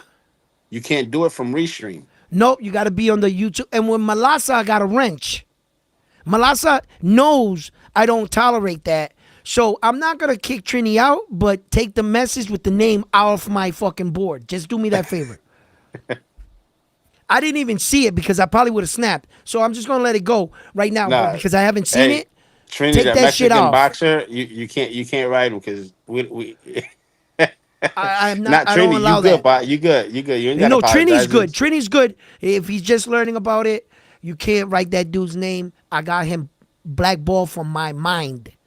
You know what I'm saying? Like I will never give him the honor or respect of me repeating your name out loud after that fight. No, that's what kind of I took it personal. Melassa, you Yes, started your probationary period all over again. when you they say in life you took something personal, I took that personal. Yeah, I took that personal. I don't like that dude's name. I don't like him as an individual, as a person. I think he's a scumbag. And I got a boxing channel. There's two fighters, and I'm not gonna tell you the other guy because I don't want you guys fucking with me because I'll get pissed off. And because this bothers me. It bothers me. You don't know the tears in my family when I watched my family after Miguel took that ass whooping for us to find out he had loaded hand wraps. That hurt my people, bro. I saw the hurt. I was so angry, bro. We was gonna ride out, get in the car and the Toyota with 15 of us and ride out, bro. That's how mad people were. That's it. 15. You could have fit 20. Let me listen. It's a Toyota, with two doors. We didn't have the four door. If we had the four door, we get 20, But we was gonna crash out. Like people, like I'm watching my grandmother cry, my brother cry. Like you, you cheated like that too, and then you damaged them, man. Fuck you and everything you stand for. I will never have. Nah, I'm not. Never, not never. Fuck that dude. Keep the show going. Nah, Trina, you good, pa. You didn't know. You know what I mean? And it's a learning curve. Yeah, yeah, yeah. It's just he don't want to talk about it because of the damage that Kodo took, and he was never the same after that. You can't Nah, respect the nah. fighter like that. Now it's the same But thing. Like there's a lot of fighting fans out there that will never respect Ryan Garcia ever again, because of how they feel of Devin. Devin real fans, like a Devin fan, will never respect Ryan Garcia. Never, never. They're always gonna say, "What don't you get? The motherfucker cheated. He cheated. That's it." A real true Devin fan, they hate Ryan. They hate him. So if it was, like. And at the time, I was a fan of Miguel Cotto. I wasn't doing this broadcasting shit, and that was just a bad night. You know what I mean? It was different. And then to see the pictures. Look, I don't even want to talk about it no more. He's getting too much of my time. Anyway, let's go. What was yo, that Zuffa shit you were saying? The article? What's going on? so I haven't read the whole thing yet, but Okay. based Yep. on what I was reading, these fighters are losing their image or their name for the rest of their life. It's one of those things where you're signing everything that you build as a fighter, the quote unquote brand that you're building. You sign that contract with Sufa. Now Sufa owns that brand that you built. Everything. Everything. Yeah, it almost sounds like slave wages. Oh, for sure. I mean, he's paying these guys top dollars. Don't get me wrong, Yeah. but just to know that, let's just say you got a 5-year contract with Sufa, and then you decide to leave Sufa and go sign with, I don't know, Top Rank, PBC, Matchroom, whoever. Whatever your brand makes, they get a percentage out of that for the rest of their life. Yes, Melasa, for the rest of their life. Yo, here's the thing. That's slave shit right there, bro. Let me tell you something right now. The reason why fighters such as Bam Rodriguez, Jai Opataya, and many other fighters are signing with Sufa, because the reality of it, a lot of these fighters are starving fighters. I don't think that Bam Rodriguez is clearing millions of dollars in his boxing matches, right? So these guys are starving. They need a paycheck. And what Sufa is doing is an old business ploy that's been going on in business for years, centuries, in fact. Same argument Errol Spence Jr. has with Derrick James. Errol Spence Jr. paid Derrick James off the purse amount of the gate, what's in the contract. Derrick James gets whatever 13% of Errol Spence Jr.'s purse. Errol Spence Jr. only got paid, what was it, $3.7 million to fight Terrence Crawford. That's it. Cesar, nothing. You can't make merch. If your brand, if your name is Nothing. attached It to all that goes to merch, Sufa. Yeah, Sufa it all goes to Sufa him. owns you Okay, now as a here's the person that thing. signs. This is the Sufa's gimmick. Follow me, guys. This is their gimmick. They're telling you, listen, your last fight, you didn't make that much money. You're not a main event on this fight, but we're gonna give you this much. It's almost double what you made last fight, and you're not even a main event. Sounds good. Sounds good. They're giving you the price off the gate. They're making you a deal. You come in with Sufa. Sufa's making that. What Sufa's money, what they're keeping, is the pay-per-view money. Like Errol Spence Jr. made $23 million on the back end. Derrick James felt he was entitled 13% of the $23 million, but Errol told him, no, you're not. You're only entitled to the purse. In which he was right. He was right. Because what Sufa is doing, they're showing the fighters that number and saying, yeah, we're still paying you this amount. So fighters like, yo, this works for me. But what Sufa is keeping is the real money. All the streaming money, all the merch off your shirts, all the hats, all the commercials. You have a contract with Sufa. You gotta do media. You gotta meet your media obligation. That's in your paycheck for what we're paying you on a salary. You gotta do whatever X amount of media thing. Every time you go out there like this and ching, ching, ching, ching, Sufa's going ching, ching, ching, ching. You might be getting more popular. You might be getting all the fame. They're keeping all the money. That's an old business. That's like bringing up an artist, right? And having a starving music artist. You think the whole time this motherfucker's getting paid. When you see him walking around, they got the finest wear. And after all that's said and done, they go back to their apartment. You know, and the producers, the promoters, and all them, they keep and the record label, they keep all the money. And then 5 years later or 3 years later, you see the person on TV. I didn't make $1 off that album. They gave me $7 in a Puma sweat and a pack of Newports. That's all I got. You know what I'm saying? Like, damn. Meanwhile, they're on stage all around the world. They're not keeping the money. That's what Sufa's doing. That is exactly what they're doing. Yeah, they're paying you, but that's peanuts compared to the money. Once the brand of Sufa takes off, they got the majority of the boxing world tuning in to see those fights. That back end streaming money is going to turn into billions. And Hey, Trini, Hey Trini, if that situation that happened with Tiger Johnson and the Haney's happened in Puerto Rico with a Puerto Rican fighter, it would have been a different. That shit wouldn't fly in Puerto Rico. I'm sorry, it wouldn't fly. Hold on. First of all, I would hope that when people go around, well, anyway, we're dealing with fighters, gangsters, shit like that, right? I would hope that Tiger Johnson would have been smart enough to acknowledge that he wasn't in the U.S. anymore. Fuck Puerto Rico. Don't act like that in Russia, Japan, fucking Brazil. If you think you walking out of there, let me tell you something. A fighter once tried to burn our flag in Puerto Rico by the name of Benel Hopkins. Okay, Well, hold on. Let they me all- rephrase that. I responded to Trini, but what he really said was, if the Haney's would have went to the real championship fight in Puerto Rico, they wouldn't behave. they would. They would have been well behaved. None of that yes they tough guy would shit have. flying over there. Yes they would That's have. what he really said. Yes, But yes. I responded without You reading it. reworded it Yeah, right. yeah, yeah, yeah, yeah. Yes, My bad. you better known they would have been on their best behavior.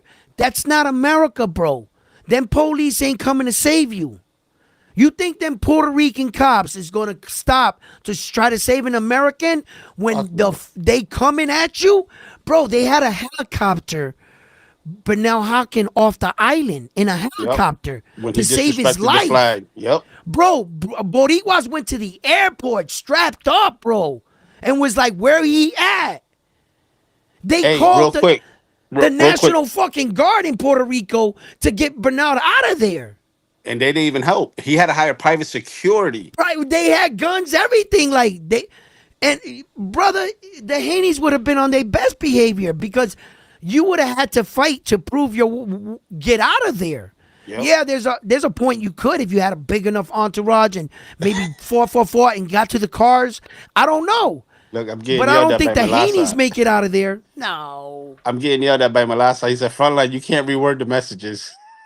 Yeah. Yo, tell them it. Yeah, that's right. Get on them. Get on them. You Hey, know what I mean? Trini, I don't know how far you are in that Sufa match right now, but that fight, fucking the two little Mexicans, Perez and Viola, I think his Yeah. name is.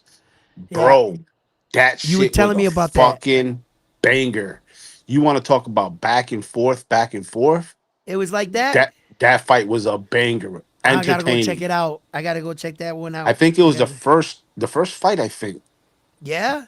That fight was a Listen, banger. Jose Valenzuela fight. I was watching that shit, and I was like, wait a minute, and like I'm watching the fight, and by like the third, fourth round, I'm like, is it me or is it Jose Valenzuela getting outworked here? I'm like, what the fuck? This dude is like, and that punch was a clear punch with the cut. You saw the Yeah, it was replay a when clean left hook. it was a clean punch. There was no debate about headbutt. That was boom, and I was like, blood right there coming into the eye. And then you saw Jose Valenzuela. It wasn't like the Navarrete versus Suarez fight. Suarez No. clearly clipped him, and they fucking calling that shit a headbutt. He said clearly, no, it looked like a headbutt. I could see where the referee could fuck up or the judging. But you know what I can't see? You know what I can't see? Now that we have implemented this rule, instant replay, and your instant replay was working in the Navarrete fight, but somehow it didn't work when it was time to look at the punch, and then you called it what you called it. How can you have instant replay fully working in a fight?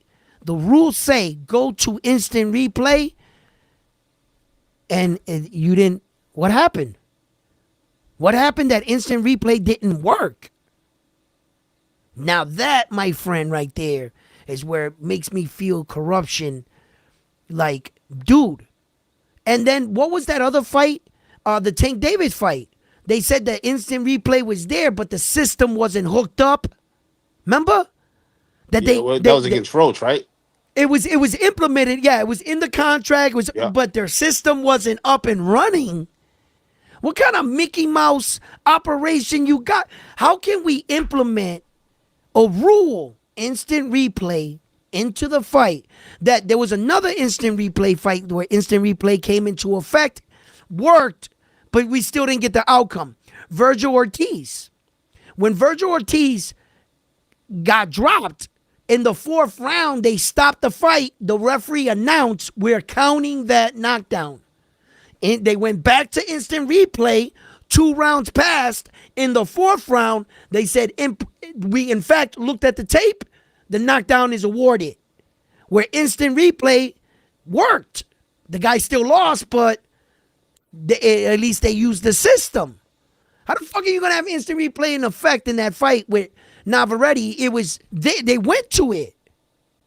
And they came up with this verdict?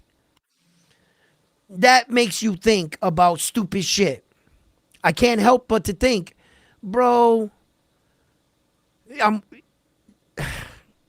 that's corruption. Like, Hey, fuck what out do of you here. think? I think we talked about this before, but along with the instant replay, what do you think about live scoring? Meaning, at the end of each round, they get an actual scorecard. Yeah. What do you think? What do you think about that? I think it's. I mean, think about this. Every sport you play besides boxing, Has the you score on, yeah. you have the score on, Here's the so you problem. know what you Yeah, need to do here's to the problem win. with that. There's 2 strong arguments for both sides on that. Yes, it is, and no, it isn't. And I can agree to both sides, unfortunately, because if I'm up 8 rounds to you right now, 8-2, and it's a 12-round fight, I'm gonna run the last 2 rounds. I'm not gonna give you the opportunity to engage. People might start booing because I already know I'm up on the scorecards because I could see it. Now I know the other flip side to this is gonna cause the other guy to fight stronger. Well, you should know already you're down on the fight anyway. So adding the scorecard can alter the flow of the fight. It can, because one guy can say like Oscar De La Hoya, I'm beating Trinidad. I'm gonna run for 3 rounds, and Trinidad said, "No, you didn't have the fight in the bag. You lost." Right? Okay. So I could see where it could work and not work. Now there was a version where I thought that maybe we show the score, the real score, 6 rounds, so that the fighters can see it. And then you go in the dark after 6, but the people at home still see the real score on their screen, right? Then I was like, I thought I can outsmart people, but people are going to have their cell phones in the crowd watching the real score, telling him what it is, right? Okay, if you want that. So after much deliberation and back and forth, you know, there has to be an honest method, a system, because our system is flawed. Our system is flawed. Our system is flawed when one judge can see a fight 117, 111, and the other guy's got it fucking a draw. 114, 114. Yeah, a draw. You know, that our system is flawed. It doesn't work. We have to develop a system, a better pointing system, and we have to have a set ground of rules. You know, how long much more can we go in boxing where there's so many avenues where somebody can tweak something? You know, like in the NFL, first down is first down. It's 10 yards. There's no argument. That's what we need in boxing. That's what we need. A set of rules that's universal all around. Why can't we do that? I mean, As that much as would I be a don't like, start. as much as I don't like the behind the scenes of Sufa, what they're doing with the fighters, Yeah. I do agree with their scoring system. I do agree with their fighting. You know, Like, yeah. But Sufa thinks they slick. You sign with Sufa, and let's say the WBA offers you a fight in Panama to fight the champion. The champion's not fighting on Sufa. But when you leave to go fight that champion, guess what? They still own you. You're still signed to a contract to them. This is deeper and bigger than what people they're gonna get you. They're gonna be paying you the SUFA. You signed the 3-fight deal, but you gotta fight the champion in Panama. You are still with them. Pretty soon, enough of those fighters, they're gonna have control of boxing. No matter where you go in the world. Sufa's gonna own your rights. That Muhammadi Law Act, that shit's in danger. That shit's under attack. Yeah, it At is. With least, Sufa, it's at, definitely yeah, under at attack. least, at least, it allowed us to know the real offer. Why is it that you guys are fighting for the right to not tell the fighters what you're really pulling off their blood, sweat, and tear? None of you motherfuckers with your ties have ever thrown a punch. You don't gotta take no punches to the face, but you want the most part of the money. And you want to be able to be the right to say, I'm not telling you what we're negotiating. That's not your concern. Just take what I offer you. While we're in there getting our heads punched in, we're bleeding, we're training, we're making sacrifices. And because you got some money and can word shit, you're entitled to what we worked for? If you guys allow this Muhammad Ali Act to crush, that's the only thing that was keeping a little bit of the sport honest. You take away that Muhammad Ali Act, we're going back to the cave days. We might as well have Tommy guns and bunch of gangsters negotiating fights. Sufa's gonna fucking, bro, like, it's just like the world, right?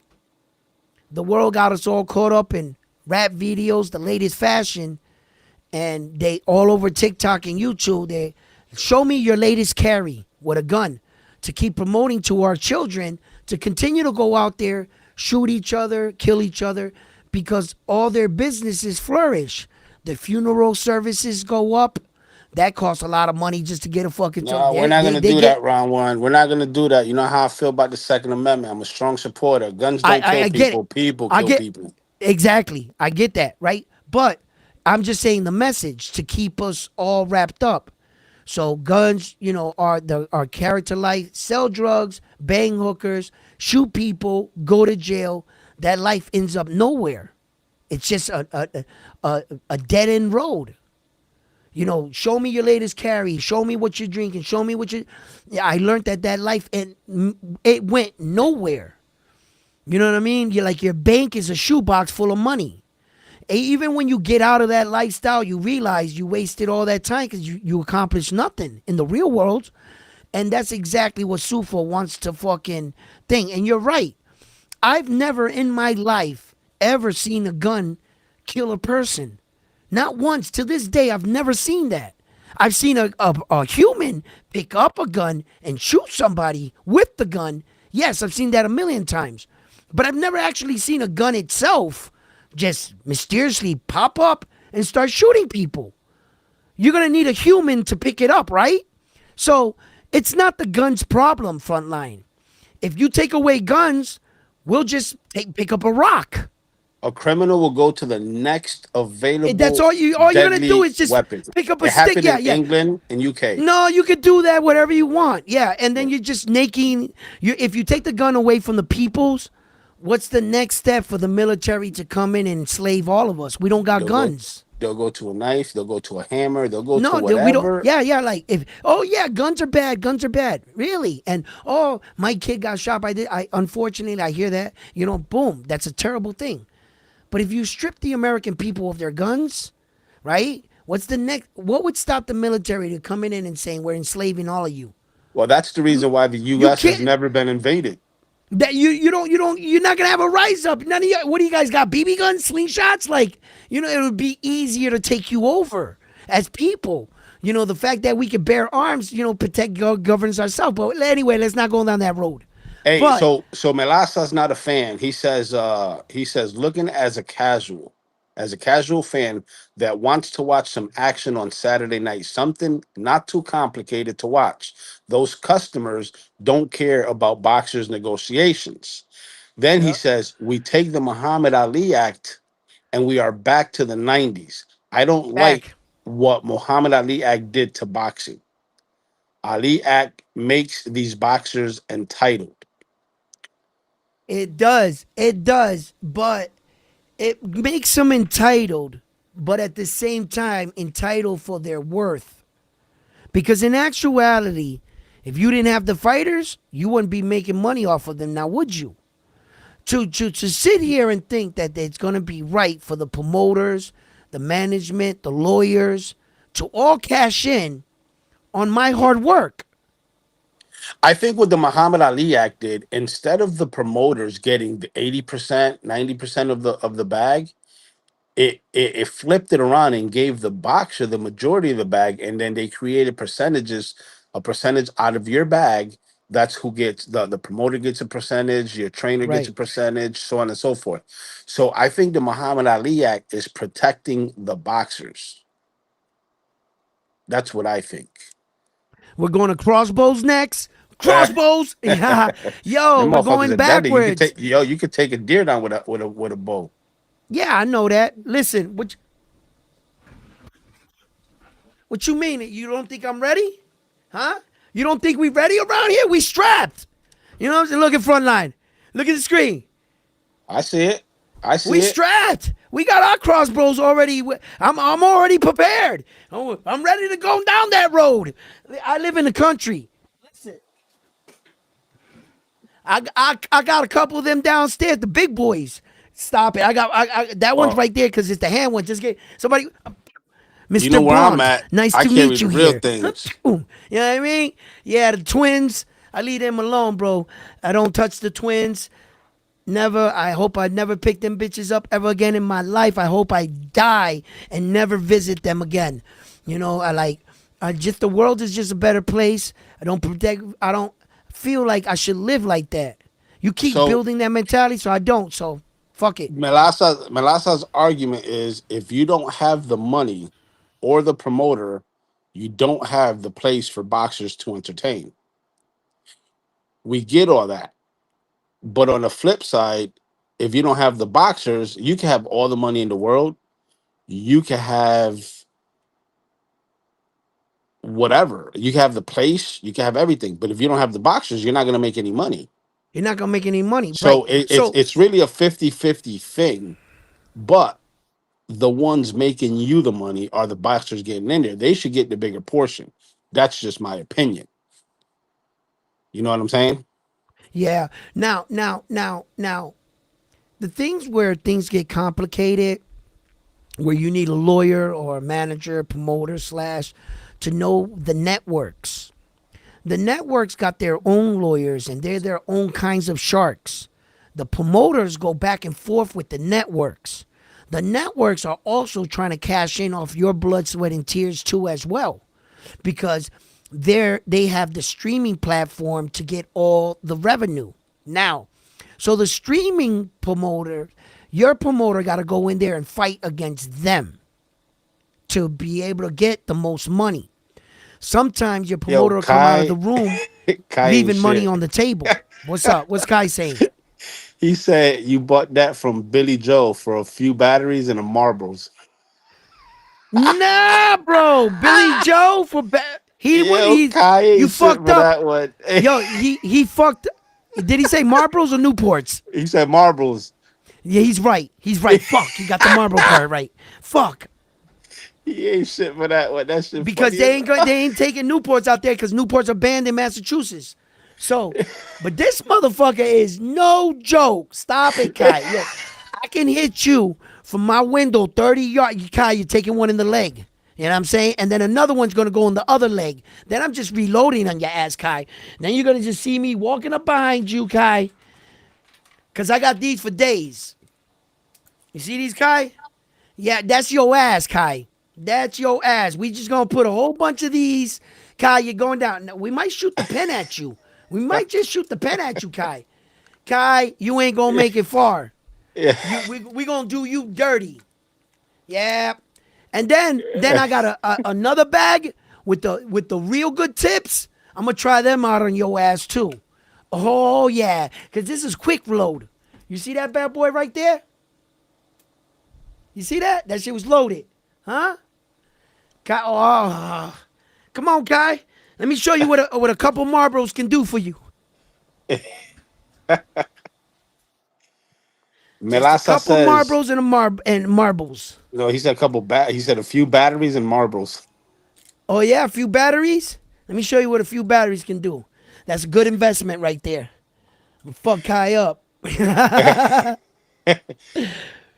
Madeline says facts. The Ali protects the boxers. Dana White is cheap. Melassa says I can find two suckers and train them to fight, but you can't take a sucker and make him a successful promoter businessman. You know Bob Arum, little old Bob Arum. Like I watched his story one time, and you guys know he was a lawyer. Bob Arum was a lawyer for New York. He didn't fuck with no boxing and none of that. He was just a lawyer. They called Bob Arum to look over a contract for Muhammad Ali back then. And he came in and he told Muhammad Ali, these guys are fucking you over, Ali. Yeah, they taking all your money. So Bob Arum, he just came in as an advisor to look over Ali's contract. Then he just started looking over contracts and he saw the money in it. There was a lot of money in boxing. But with everything, people get greedy. You get greedy. And a lot of boxing promoters are just lawyers and sharks that get a bag and party for like with call girls, and they're in the Caribbean, then they come back and they don't got money to put up for the next fight, and people started learning how it is. But those lawyer dudes, they find wording. Ask Oscar De La Hoya what happened in the contract with him and Devin Haney. Oscar got Devin Haney. That's why the Haneys wanted to take him to court. It was never about the PEs. It was all about money. Ryan paid Oscar and the boxing commission for his foul, but he never paid Devin Haney and them. Devin Haney and Bill Haney got out. Where they lost the fight was in the contract with Oscar.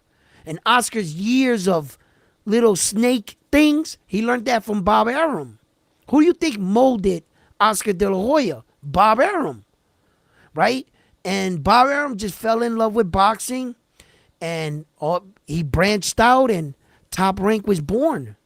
When Bob Arum was in his like glory days, this motherfucker's negotiating contracts with gangsters and all these people that, what do they call, silent investors? They don't have to tell you the person's name. Yep. Fucking John Gotti was probably fueling in New York some of his shit in the. That's why ESPN left Top Rank, because they're like, we don't want you guys associating with those kind of people. And ESPN is not going to attach their name to it. And Bob Arum's he's just a shark. Bob Arum got thick skin, real thick skin. He's been negotiating with the toughest men in the world, telling them, no, fuck you, you ain't getting that much money. Telling the Alis of the world, the Mike Tysons, all that kind of shit. He dealt with those kind of men in front of him in his office. You know what I mean? I'm pretty sure he had a couple goons of his own. Bob Arum is like those kind of lawyers, those smart dudes. He was smart, tough, arrogant, shiesty, everything you want in a boxing promoter. Bob Arum, that little dude right there. Fucking, he'll snake you in the back, take your money, smile in your face, and hook up a fighter he likes. Because Bob Arum has treated a lot of fighters really good, exceptionally good. You know, if he likes you. If he likes you, he's been known to overpay, and he's been known to underpay some good talent. I don't know. But it has to be something between them, him and the fighter. I don't know why he didn't like Terrence Crawford. How the fuck did you fuck that up, Bob Arum? Why did you? Maybe Terrence Crawford rubbed him the wrong way. I don't know. Maybe Terrence Crawford banged his daughter. I don't know. You know, he just didn't like him. I think the with the Bud situation, it's probably Bud didn't allow Bob Arum to take advantage of him. No, And maybe Bud this whole time was trying to always run off on the plug, and he was a shiesty businessman of his own. When you see that Bud ran off on the plug with the two belts, Maybe it wasn't Bob Arum.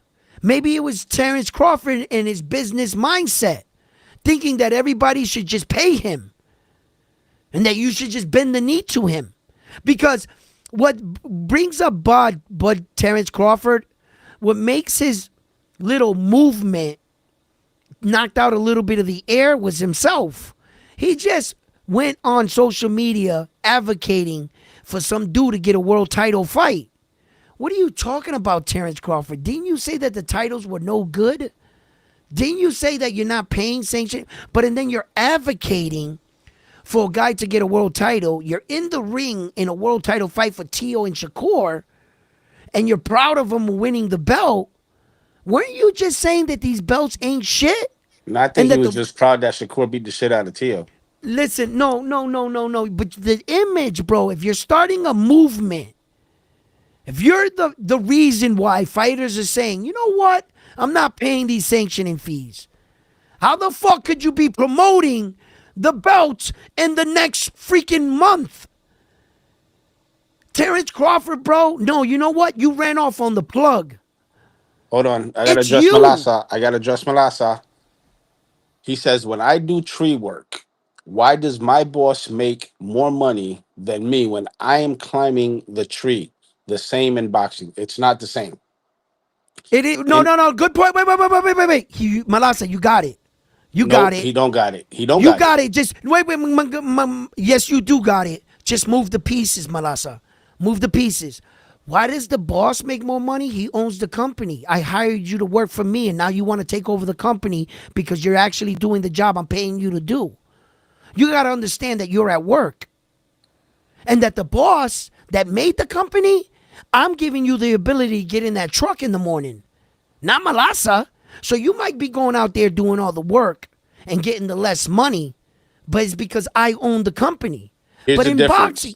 in Who has the boxing, higher risk? Who has the higher risk? Melasa climbing a tree, or the boss man owning the business? The boss man owning the business. That's why he pays insurance and he pays. He has right? more of a financial burden Okay, than Melasa. Melasa, if he fucks up that tree, he has no burden. He fucked up the tree. The boss has to come up with now. In boxing, the promoter, all he's doing is giving them the quote unquote opportunity to fight in the ring, right? But guess what? If if that boxer doesn't perform, is he going to get fired? No. They'll just move on to the next one and create okay, that's with. easy to say. It's easy to say, but what you just said, Frontline, there's a lot more truth behind it than the simpleness that you explained it. Here's a great example. Naoya Inoue doesn't become the fighter he is without Bob Arum. That's just a fact. Although that Ohashi dude is a good promoter, do you have all the connects and everybody's phone number like Top Rank has? When you're talking about being a promoter, you got to know who to call. You got to know how to negotiate. The And reason who why does these that? guys, Bosses do right, that, not the bosses do employees. that, not the employees. Correct. Without without Top Rank and their vast years of 30 years being in the game, knowing every promoter from every corner of the world is in his Rolodex. When you're fucking with Bob Arum, you're fucking with the best. Ohashi, yeah, he's got a good team of good strength, but he couldn't take Naoya Inoue to the promised land. He doesn't have the connects. He doesn't have the negotiation. He doesn't have all that. So when you're thinking about the fighter, I don't need these promoters. I can be DHP. Well, you can look at that and tell for yourself. If that was true, Devin Haney and Bill Haney should be promoting all their fights. What was happening? Co-affiliation after co-affiliation. You can't do it by yourself. You don't got what these promoters have. And that's connect. That's connects. That's relationships over years and years and years in the game. Now Ed Hearn can bring you to the promised land. Fresh Promotion couldn't take Matias there. They couldn't do it. So they had to get with Ed Hearn. You see?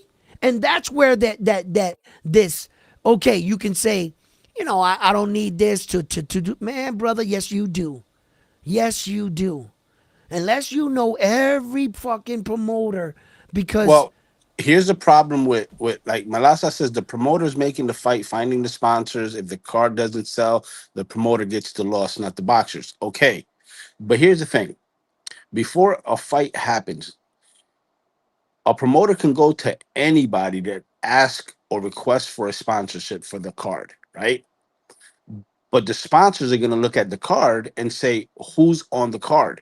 If that fighter is not worth me sponsoring, they're not going to do it. So at the end of the day, the boxers have a bigger say. yeah, and then look at this. As a boxing promoter, it's not like the promoter is just coming out of their pocket every fight. What the promoter does is he goes out and he gets investors that want to invest in the fight. Sometimes the promoter themselves invest with the city, the mayor, the governor, and some fights like that where you're going to bring a big fight to their city. You're going to bring their city revenue. There's a lot of things that go behind the scenes in boxing. You don't need to hear. That's not your pay grade as a fan. As a fan, you got to look at the product that we're pushing out. That's your concern. Now, the promoters, the managers, and all that, they're going into these rooms. They're getting investors. The investors say, yup, I'm putting up this much money. The promoters get that money. They got this. This is their bag. This is how much they could spend on the fight. They got to pay the main event, the co-main event, and so forth. Then they got to go negotiate with a venue in the city. They got to get a date. Then what they got to do, now they got to go and talk to the streaming network. We got the city. They're in on it. The bus transportation for that day. The hotels are going to be available. The city is backing us up. So we're going to have to pay that. Then we already worked out with the fighters. We got to get them. Now we're over here with the streaming. Now I got to negotiate with these sharks. And the streaming service is saying we'll provide it for this much X amount and Z. Now I'm looking at my bag and I'm like, I'm out of money. Now the promoter got to go in his pocket and back you. Now I got to pay for your hotel room, your coach, the other fighters. I got to make sure my promotional team, my staff, has all their reservations and when they're flying in and when they're coming in. Then, the ring size. I got to negotiate with someone about gloves. I can get those gloves for free if Everlast sponsors my fight. These are all connections I've built throughout years of promoting. So now I already got people on speed dial for the next events. I'm fucking with Everlast. These guys are building my ring. These guys are doing this. That's what a promoter does. So that you can focus on the fight. You understand? That's why they get a lot of money. I get it. So when you're talking about, oh, I could just, what do you guys think? You can just go, hey, Jerome Boots Ennis, yep, we're gonna fight in London next week, me and you. That the venue just opens up, that everything just becomes available. Their trunks, they're from their gloves, all these little things. And to make sure you just don't throw the fight just to throw the fight. Make sure you get top dollar for your guys. And when you're on a level like that, bro, you can bring the city in on it. Come on, bro. It's like, a lot of these fights, like, look at Jimmy Johnson in the Dallas football stadium. They told Errol Spence Jr., you can slide through anytime you want. We've already talked with Dallas and all them. They in on it. When you got fighters like that, you need top. And there's a lot of money up there, bro. A lot of money. And all of a sudden, out of all that, this guy gets barely $1 million to go out there and punch his brains in. These guys is fucking around. 28 million with this guy, 30 million with him, 40 with the network. I see where Malasa's coming from as far as like the promoters take the bigger risk because they're the ones investing the money Yeah, they do. on the financial side. But the boxers are taking the physical risk entering that ring and getting their faces punched in. So Yeah. I see both sides of the argument. But at the end of the day, I think that the reason the Muhammad Ali Act came into play was for the simple fact to have it a fair playing field for both the promoter and for the boxer. Well, at least make it somewhat of one. Where Correct. that back in the days, brother, they would literally come out the room and say they offering you $100 for the fight. like they can say anything. They can literally say whatever they wanted, and there was no way that legally they had to provide you with any numbers. Now, just like that guy going to work and climbing the tree, when you came to my business and I asked you if you wanted to work here, you knew the risk. You knew what the job entailed every day. You knew what the job was going to be. Here, sign your application. I'm pretty sure it's on the application, right? The fighter knows the risk of going into boxing. You're here. I understand you want to cash in on your top dollar but boxing can be real lucrative. It can be a real hit or miss. And I just want to explain to you guys, throughout a promoter's career, a boxing promoter's career, on average, out of, let's say on average, just put a spitball a number, there's 1,500 promoters in the world. On average, right? I'm just making up a number. Maybe, just maybe, 2 of them will get a star out of 1,500 promoters. Maybe. You'll go through a boxing promoter's career and never signing that fighter. Or you're not big enough to keep him. Well, it's He's like you gonna said in the past shows. You made it clear. If a new fighter's coming on, they're gonna ask the the promotional company, like, how many belts do you guys have, or right how many champions have you, have as a promoted? promoting company, yeah. And then what ends up happening, you end up losing that kid to a bigger promoter that can take him a bit further. There's not. Look at what happened with Don King and Mike Tyson. That was a fucking. Everybody wants that next Mike Tyson, that next Julio Cesar Chavez. I mean, Saul Canelo Alvarez. Every promoter wants that. Oscar couldn't even hold on to him. You know what I mean? It's like not every promoter. Like Oscar had Canelo. After Canelo, who the fuck's Oscar's next star like that was? Well, let me ask you this, Nobody. Edwin. When a That's fight is hard to do. scheduled, who do the fans pay to go watch? Do they pay to go watch the promoter, or do they go watch to pay the fighter? It's obvious they pay to watch the fighter. But let me Exactly. ask you a So, question. Okay, but wait. Let me teach you a harsh reality of life right now. This is real power, real businessmen speaking. I'm speaking. I'm gonna turn into a businessman character, and I'm gonna portray his mindset. It's not necessarily how I view it. It's not fair, but this is reality. This is the truth. Frontline, you really think that just because you were smart enough to make that next water motor or electricity switch or whatever fucking PlayStation, you really think because you made it, it's yours? You think that you own that because you made the pattern and you came up with the invention. No. Here comes the rich billionaire. No, I want that.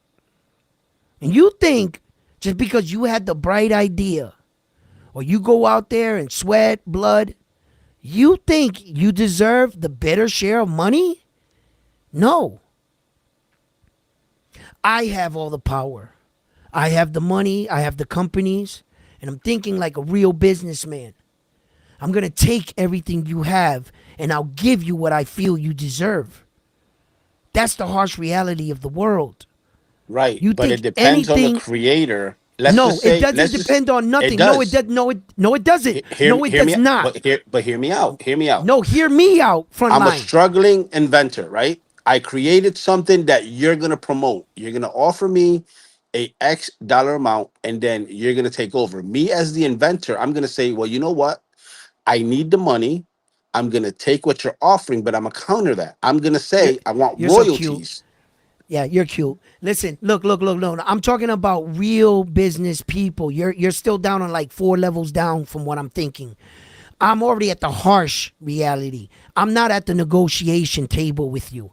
Yeah, I'm already up here. You think that you're still negotiating with the kind businessman, Right. If right? I own the patent, Right. Okay. you Okay. could Okay. be at That's the top kind. floor. That's If you could that's be at the that's top floor, but you can't do yes. nothing Yeah. with that Okay. product. Yeah. Okay. Now this is when business and reality and money steps in, right? Okay. How about you say no to me? I don't want to do business with you. I don't want to sell you the pattern. I'm going to bet on myself. Then I come business. I do a scandal on you, plant drugs in your house, get you locked up, send my guys in, take the motor, bring it back to my company, do it over, silence you and your. That's real money. Well, That's that's real happened business. already. Okay, but stay with me, frontline. I'm Stay with you. with me. I'm telling you that if it came to push and shove, not one thing you would ever make or discover in America belongs to you. You are in America. You got a social security number, and you're part of their system. Meaning you're a resident of America. Anything discovered, founded, or invented in America by default goes to them. If they come to you nicely, the government tells you we're going to put a railroad track system and your house is in the way. They're going to come to you like you said. They're going to make you an offer, negotiate. If you want to be stubborn and play hardball, literally all they need to do is physically pick you up, move you, bulldozer your house. There is nothing you can do about it. You can cry, make moral, oh, look what they did. Yeah, I get it. But the harsh reality of real business tycoons, I'm talking up there. You're talking about sharks. That's all I've been talking about. And I'm trying to tell you to catch up that the harsh reality of it is we don't own anything. If I was to dig outside in my house right now and find an ancient relic, they're going to come take it away from me. I can try to sell it to the nice guy, but if you invent something right now in US, right, and the businessman saw it, right, the high sharks, and you get up here on YouTube and go, look what I just invented. I invented this. I own this. That guy, does he really think he owns that? Does he really think that just because he invented it, it's his? No, it's not yours. You don't own anything. Anything in America ever invented by any race, on the end of it, it says American. And this black American guy invented the phone. Keyword American. American's gonna get credit. There is nothing, and I mean nothing, you can do in America that's yours. It never was. Not your Well, house, not what you the bought, and I mean nothing. the If they made in wanted it, whatever the they'll made just in take whatever it. country, it's just a pride thing. Like when you buy something, it'll say made in China, made in Thailand, made in I'm America. just, I That's a don't, yeah. pride thing. That Okay, yeah, there's a pride thing. But what I'm telling you, physically, everything that's discovered, founded, or invented on American soil does not belong to you. Now, they will come and ask to buy it off you, negotiate, or make you part of something. They'll make you feel powerful. They'll be like, "Look, you invented it. Yeah, look, you're the founder of this." But it stays here. The Americans get the credit for it. And if you don't play nice ball and sell them a pattern and whatever you invented that maybe the military can use maybe as a weapon or something, when you're playing at that level, Melasa, AM And stands for morning. He's saying top of the morning. yeah, and you make it's just the harsh reality of the world. That's just the truth. And I said before I started this conversation, that's why I don't like talking politics, religion, or nothing around when sports talk, because it gets scary sometimes. It gets Because into the a deep harsh rabbit reality, hole. the harsh reality of it all, we really don't own anything. We're not going to take anything with us, and we really don't own it. If you fuck around and make something of value, like real significance, something Well, that can your house change is the a world. prime example, Edwin. I'm Don't pay not your saying taxes make and a see what fucking happens. orange peeler. I'm not saying make a fucking thing that sticks to an orange that you can suck juice. You're the inventor of that. Yeah, you could keep that invention. Keep that invention, make your millions. But if you make something of significant value, like let's just say I fucking invented Iron Man's power source of his suit. Well, it's the That prime little example with your house, Edwin. You don't own your house. The day you never, stop you'll paying your never own taxes, it. you'll never own Never. it. They'll Never. take that Just shit from you. make fuck around and make an Iron Man suit in your backyard. And then show the world. I guarantee you're gonna get a knock on your door. They're gonna come to you the nice way. We would like to buy the suit. If you don't give that suit up, they're gonna tell you, you think because you made it, you own it. You think because you're the inventor of it that you have claim. Let me show you what real power is. They're gonna come take it Yeah, anyway. but we're taking this narrative to like a whole nother level Yeah, that I know. I just boxers, yeah. when we talk about boxing, And it, the rich man looks at the boxer. You think because you work out and you jump a rope and you go in there and take punches to the face that you should be to a lion's share of the money? You came to me broke with a promise that you wanted to escape your neighborhood, and I'm giving you some money. But just because you jump a rope and you punch a bag, you see this tie? This shit cost me $1,500. You know what a Ferrari payment is? No, you don't, son. Because you don't work at this level. So get back in the ring, get back in the and jump your rope, and I'm gonna go deal with this. That's how a businessman thinks. A businessman will buy a building, tear it down, sell it over here, break this apart. Real business dudes. It's not about, they don't take anything personal. But the businessman feels, I'm putting up all the money. I'm taking the real thing. You're just a boxer. And the boxer's saying, I'm the real deal. I'm really doing the training. I'm taking the punches to the face. You're just a guy with a fucking tie. But the guy with the tie, money is powerful. You know, power is more powerful than money. When money talks, everybody pays attention. But when power talks, that's different. Money shuts the fuck up. When power's talking, power is different than money. Yeah, you have a whole bunch of friends with money. Fucking, you have the money to pay this and that. But if you don't have the power, like an army behind you, when power talks, money shuts the fuck up. right, and that's where the boxers come in. Boxers are the army because they have fans and a bunch of following. You get Yeah. it? Yeah, that's why Money's the Ryan promoter. Garcia is able. He could ask for that much money, but you got to have the backing. You got to have Correct. an army. Not every fighter has that kind of army. Saul So Canelo Alvarez has an army. okay, so let's put it this way. Let's hypothetically, we're gonna do a hypothetical here. Yeah. Let's talk the top dogs in boxing, the money bags. Let's talk Canelo Alvarez. Let's talk a Tank Davis. Let's talk a Ryan Garcia. So you're telling me that a Ryan Garcia can't put together his own event No, and that's people want, that's a no brainer. That's a no or brainer. or or or let's just say a Jake Paul, Jake Paul is both. He's a fighter and a promoter. You see, here's the problem with Jake Paul using that analogy, right? When Jake Paul came into the boxing, he already had a media team. Jake Paul came into boxing with something Tank Davis and all these other boxers never had. Good promotion. When Jake Paul came from social media, his whole thing was about media. The people that were his staff, Jake Paul's from Nickelodeon, from him just streaming by himself. You think Jake Paul holds his own camera? Or he had a production crew? He's got a Okay. team. All right. So when he came into boxing, he already had the concept of how to sell on YouTube streets. These guys don't got that. No, Ryan Garcia can't put together his fight. No, Tank Kid Davis can't put together his fight. No.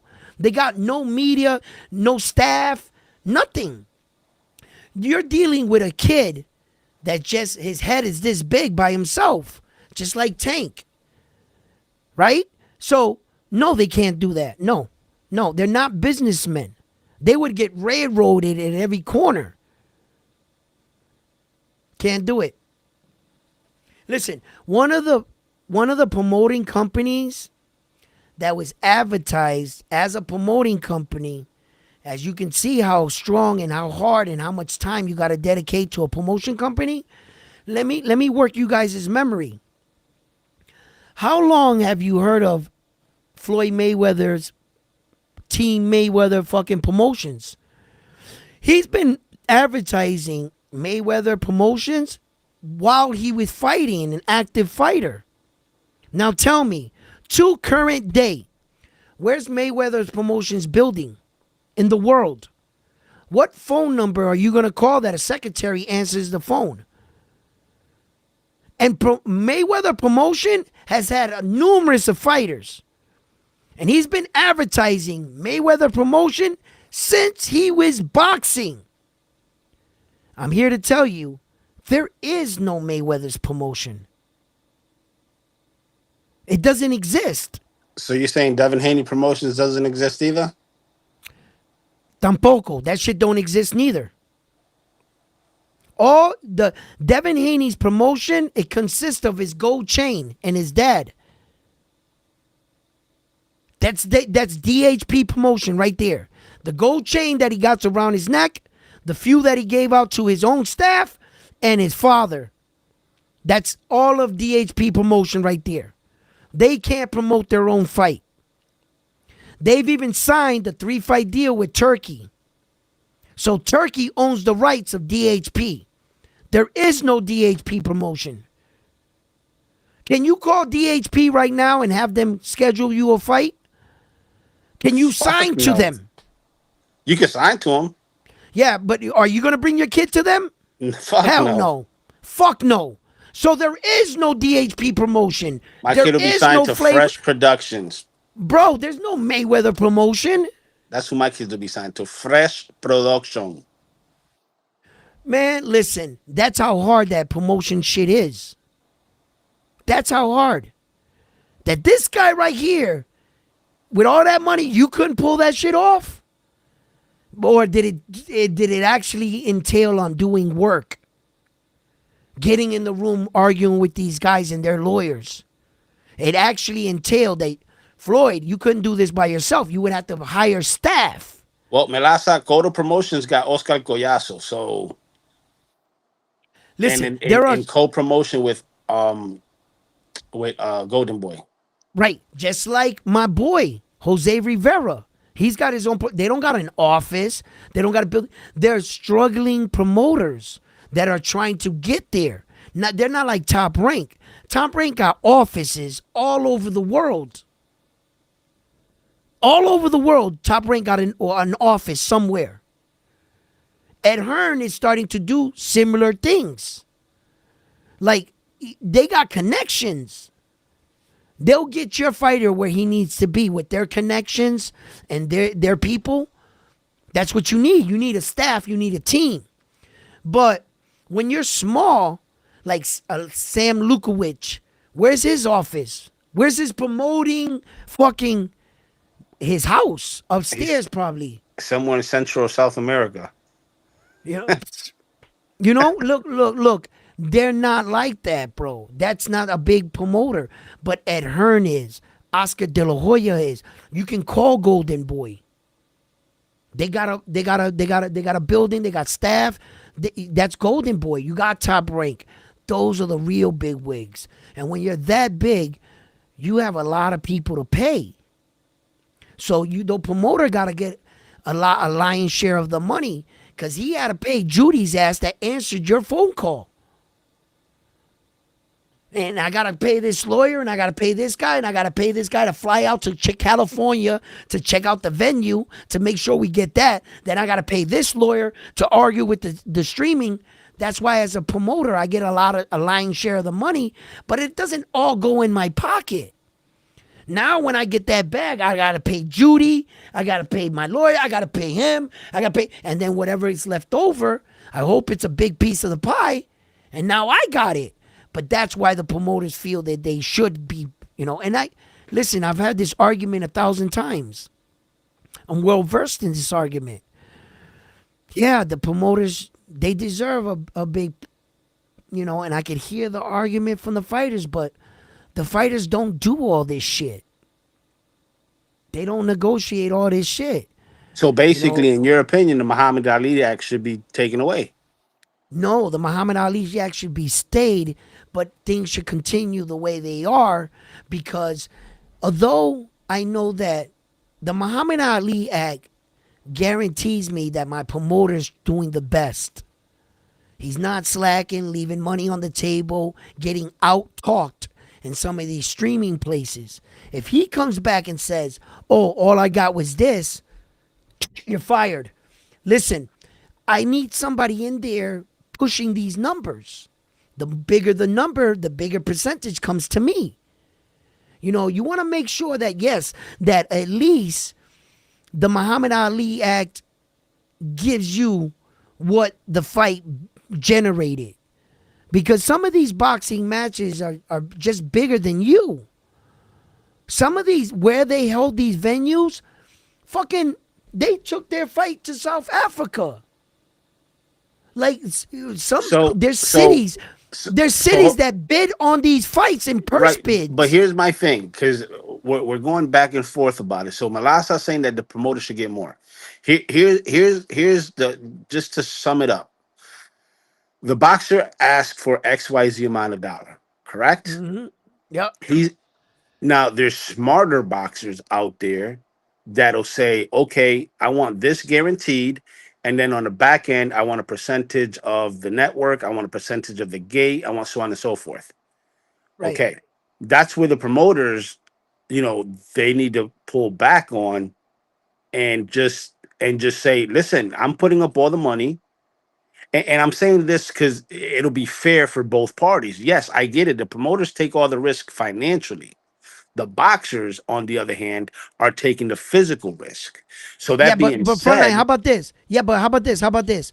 Not all boxing matches, all contracts are the same. Yeah, correct. I'm a promoter. I'm the same promoter that's promoting your fight so that you can fight at the Blue Lagoon, right? In that hotel, right? And listen, you can fight on the moon. It doesn't matter what your contract. It does. What matters is your contract. Your contract. Okay. If let's just say this fight, like for an example, let's say I want $90 million for this fight, right? And then your opponent wants $100 million. So you already know that's $190 million that you got to come out as a promoter. You as a promoter have to dictate, okay, is this fight going to make me money? How am I going to make money? So now he's got to worry about making money. The boxers are straight now, right? Because that's what they negotiate. Yeah. But okay, I see your examples. $190 million fight. I would like to see who's fighting on that fight, but you know what I mean. But I understand. I'm fucking with your example. I get it. And the reason why I say this because these boxers nowadays they want to get paid $100 million and they don't even have a name established. I get it. Fucking that's crazy. Why. But anyway. Okay. Just like boxing, there's levels to this as promoter. I'm going to try to do this as fast as I can. If you're down there and you're fighting in the Blue Lagoon fucking Royale casino or whatever, you're not getting streaming money. As the promoter negotiates higher things, there's other things that come into the equation. So I understand that you're arguing the fact on a dollar amount, but as the star status of that fighter gets bigger, doesn't the event get bigger? There's a lot more money on the table. So there becomes a point in time in negotiating where that the fighter and the promoter we're not even no more. We're not even. Yeah, you're the fighter. You got me here to this room, but that's where I leave you as a fighter. There are fights like that. There are fights where it should be on the up and up. Listen, we're getting 15 grand. They're offering us 25. I'll get my 13%. Here it is. This is yours. But not all fights are measured on the same. There's levels to this. There's a certain level where, as a businessman, brother, you can't walk in the room with me. That's what my business is about.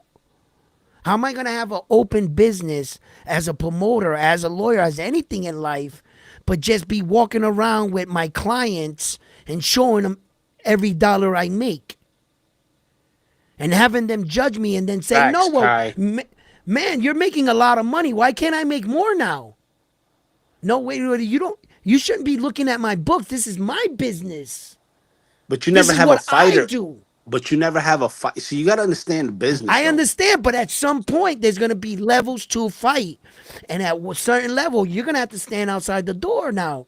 That's I'm why trying to be, percentages. That's why percent. Perfect example. What Rachel said. The WBC, WBO, IBF, and the WBA. There are sanctioning bodies. Why don't they negotiate how much they get? No, they negotiate a percentage. That yes, way, it's fair for everybody. You get what I'm saying?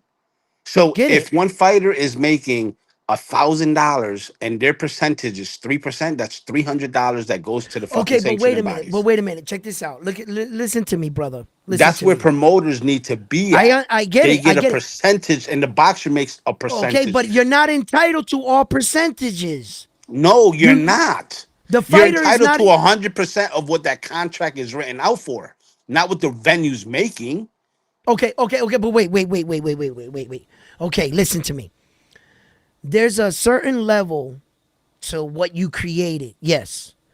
Just because you're part of the night and everybody's flying out to see you doesn't mean that you created everything. No. You're the fighter. Everybody's flying out, the city's behind you, everything. But that's your level. You can only get so far as Manny Pacquiao, Floyd, Tyson, that you're a superstar, you're famous. That's where you're at. You got to understand that money lives above that, way above that. Money is in a different atmosphere than what you're just bringing to the table. When we go in these rooms, we're talking to the fucking All the right, Edward, streamers. you're moving the goalposts. Nobody cares No, about what's being talked about in the room. it's that it's going to come to my point. I'm not moving the goalposts. That the problem is that the fighter thinks that what just because he came, that's another version of you think because you made that you own it or you're entitled to everything. No, you're not. That's a perfect example. Okay, You think because you're the fighter that you're entitled to every percentage. No, you're only entitled to the number we bring in front of you. After that, you really need to keep your ass on that side because this is above your pay grade. You're no longer entitled to any of this money up here on this okay. level. Let me break it down to you. Fresh Productions on their Subriel card. That bid was for what? 1.6, 1.9, something like that. Yep, 1.9. Okay, 1 point. Let's just round it off to $2 million, right? All right. Jomi had to pay Subriel, had to pay Dalton, had to pay the rest of the card, had to pay for the venue, right? That's not part of the 1.9 mil. That's additional. That's where the promote. What the Ali Act or what the fans are saying is that let's just say Dalton Smith and Subdel Matias, right? Let's just say it was a 60-40 split or a 70-30, whatever it was, right? The promotional company, Fresh Production being in the case, they're making money on the back end. They're making money off the venue. They're making money at the gate. They're making money off of pay-per-view. That doesn't concern Subriel or Dalton. Correct. Whatever's in their contract. If they're getting, let's just say $1 million and they're getting a 70-30 split, 700 goes to Subriel, 300 goes to Dalton Smith. Yep. If the promotional company makes $20 trillion off that event, the boxers don't care. So where the Muhammad Ali Act comes in is they want to make sure that if that card was 1.9 or whatever, they got their fair share. Nobody cares about what the promotional company makes. Yes, they're taking a financial risk. They have to promote now and make sure they get that money back. But Yeah. they know what the Okay. fight is worth. Right. Okay. Now, Now, just like wait, remember, wait, wait, but wait, wait, wait, wait, wait. remember, Go ahead. out of that split that the boxers are getting, now those boxers got to take a percentage out of that money. They have to pay taxes on it. They have to pay their team, so on and so forth. And then they got to pay their management company. Right. The promotional company don't have to pay none of that. That's why it's important that these boxers get their fair share because they also have expenses that the promoters are not paying for. It's not their Hmm. responsibility to pay Yeah. their That's called management life. team. That's called I, life. That's I called life. understand that. Yeah. That's why the See, Muhammad see, Ali see, Act is see. important. Okay, and it is important. The Muhammad Ali Act is very important. I think it should not be knocked down. I think we would be going backwards, actually. Some people think that it hurts the sport and so forth, but it is at least something in the sport to keep us just that much more honest in a sport where things are defined by the fine print, so to speak. Okay, and what I'm telling you is, you said it. You said it. Fresh Production and Sabrina Matias, they got to the meeting room. But there was a point in time in negotiation where Sabrina Matias needed to stand on the outside of that door. There was a point where him and Yomi in negotiations were side by side. He was being filled in and told Sabrina Matias every step of the way. But there's a part in that negotiation where now Sabrina, I got you everything. I got you where you're happy with your payment. Now I got to go into this room and talk to these guys, and you need to stand out here. That's going to happen. That's what I mean. Now, from that point, when he opens that door, all that money he's negotiating, Sabriel has he's not entitled to none of that. I've already given you, we shook on it, we made our contract. I got you here, you got me here with you. There's a point where he's going to open the door, and there's a lot of money behind this door, is what I'm saying. And And the you think, boxer doesn't care about that money. oh, They they care. care. They They care about what's in care. their contract. I understand they care what's in the contract, and I understand what life is, and I understand what taxes are. I understand all of that. But yes, I am in an agreement, and I hear what the promoters are saying. They're right. They take the most risk, they put in a lot of money, and the fighters are right. They're in the ring, they're the ones taking the punches to the face.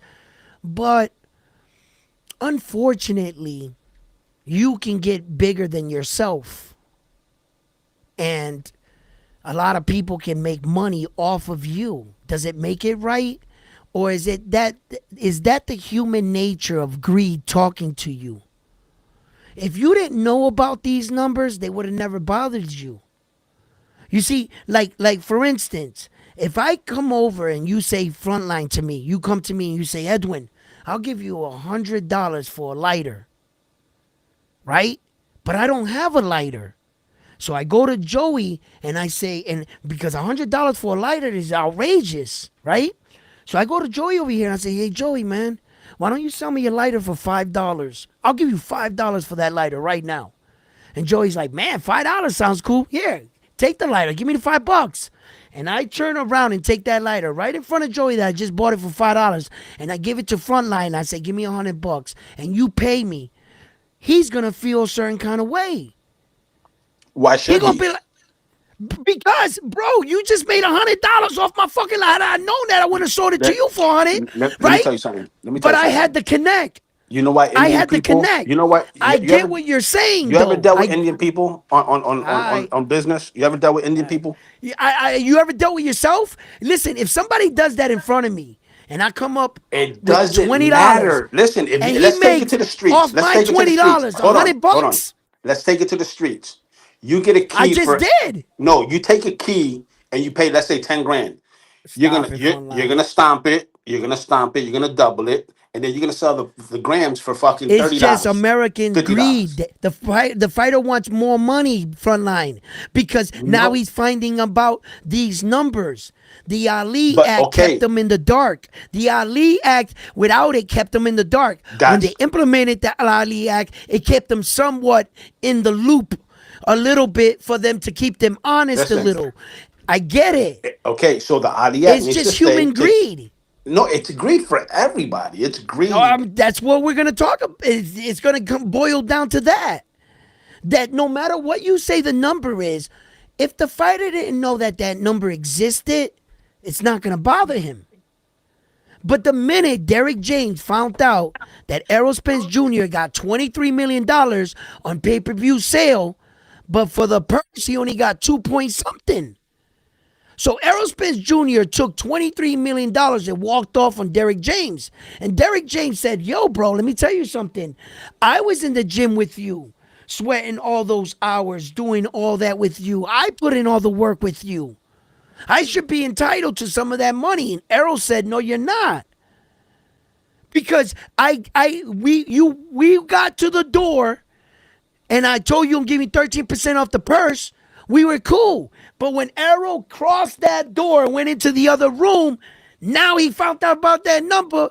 Now See, he wants, it's the same scenario with I the make lighter. I make my claims based on experience. You know Stop that it. I own my own business here in Florida.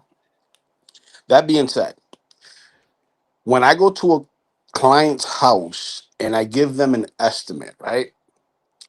The first thing I tell them at the end of If my they knew what estimate, you were paying for your supplies, they'd want to pay you less. Stop it, Frontline. There's no, a no, no, point no. in there you can't But let them know. but at that point, no, All right, go ahead, Frontline. I make it clear. I make it clear what I pay for my materials. I don't care. The point is that you're not paying. This is what I tell people. You're not paying for materials. You're paying for knowledge. You could get any Joe Schmo from Home Depot to go do the work for you. You know what I'm saying? But are they going to do it right? Are they going to do it with and time efficient And and that's shit what like we're that? talking about today with Sufa. Is Sufa giving you a better product than Box Lab, than Pro Box? Are they giving you a better product?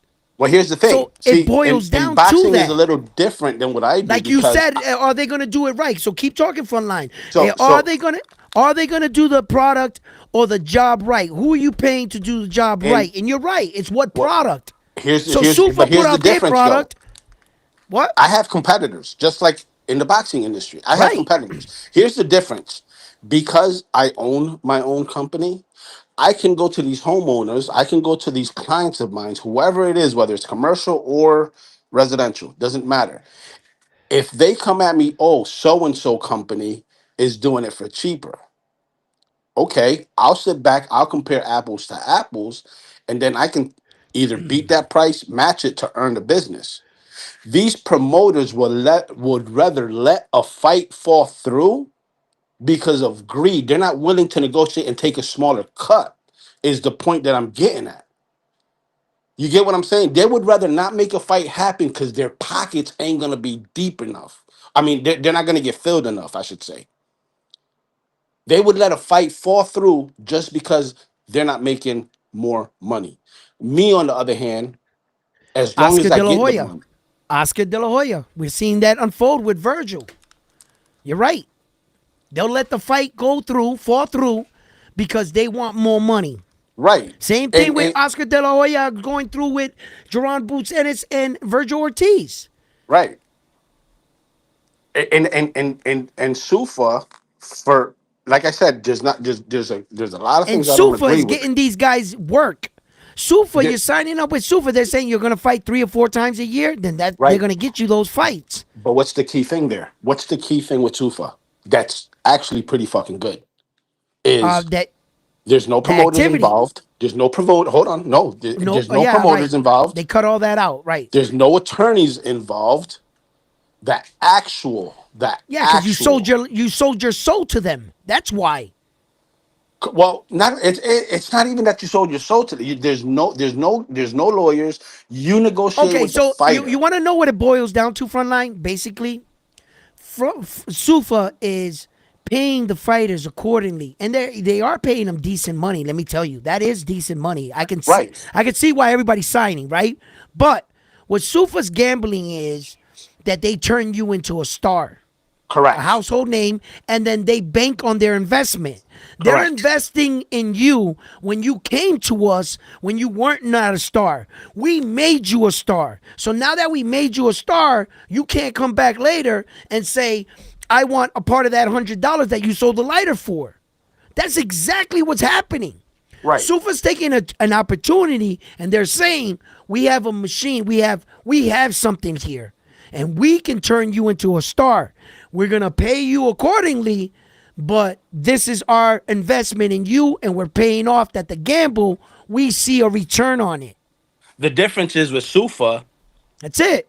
What the difference is with Sufa, you can make that money in a year's worth instead of being greedy and expecting it all in one fight.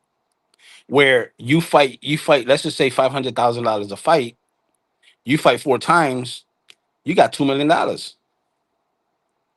in a year. Versus these Right. fighters who are asking two, three, $4 million for a fight, if not more. Well, okay, let's clarify this up.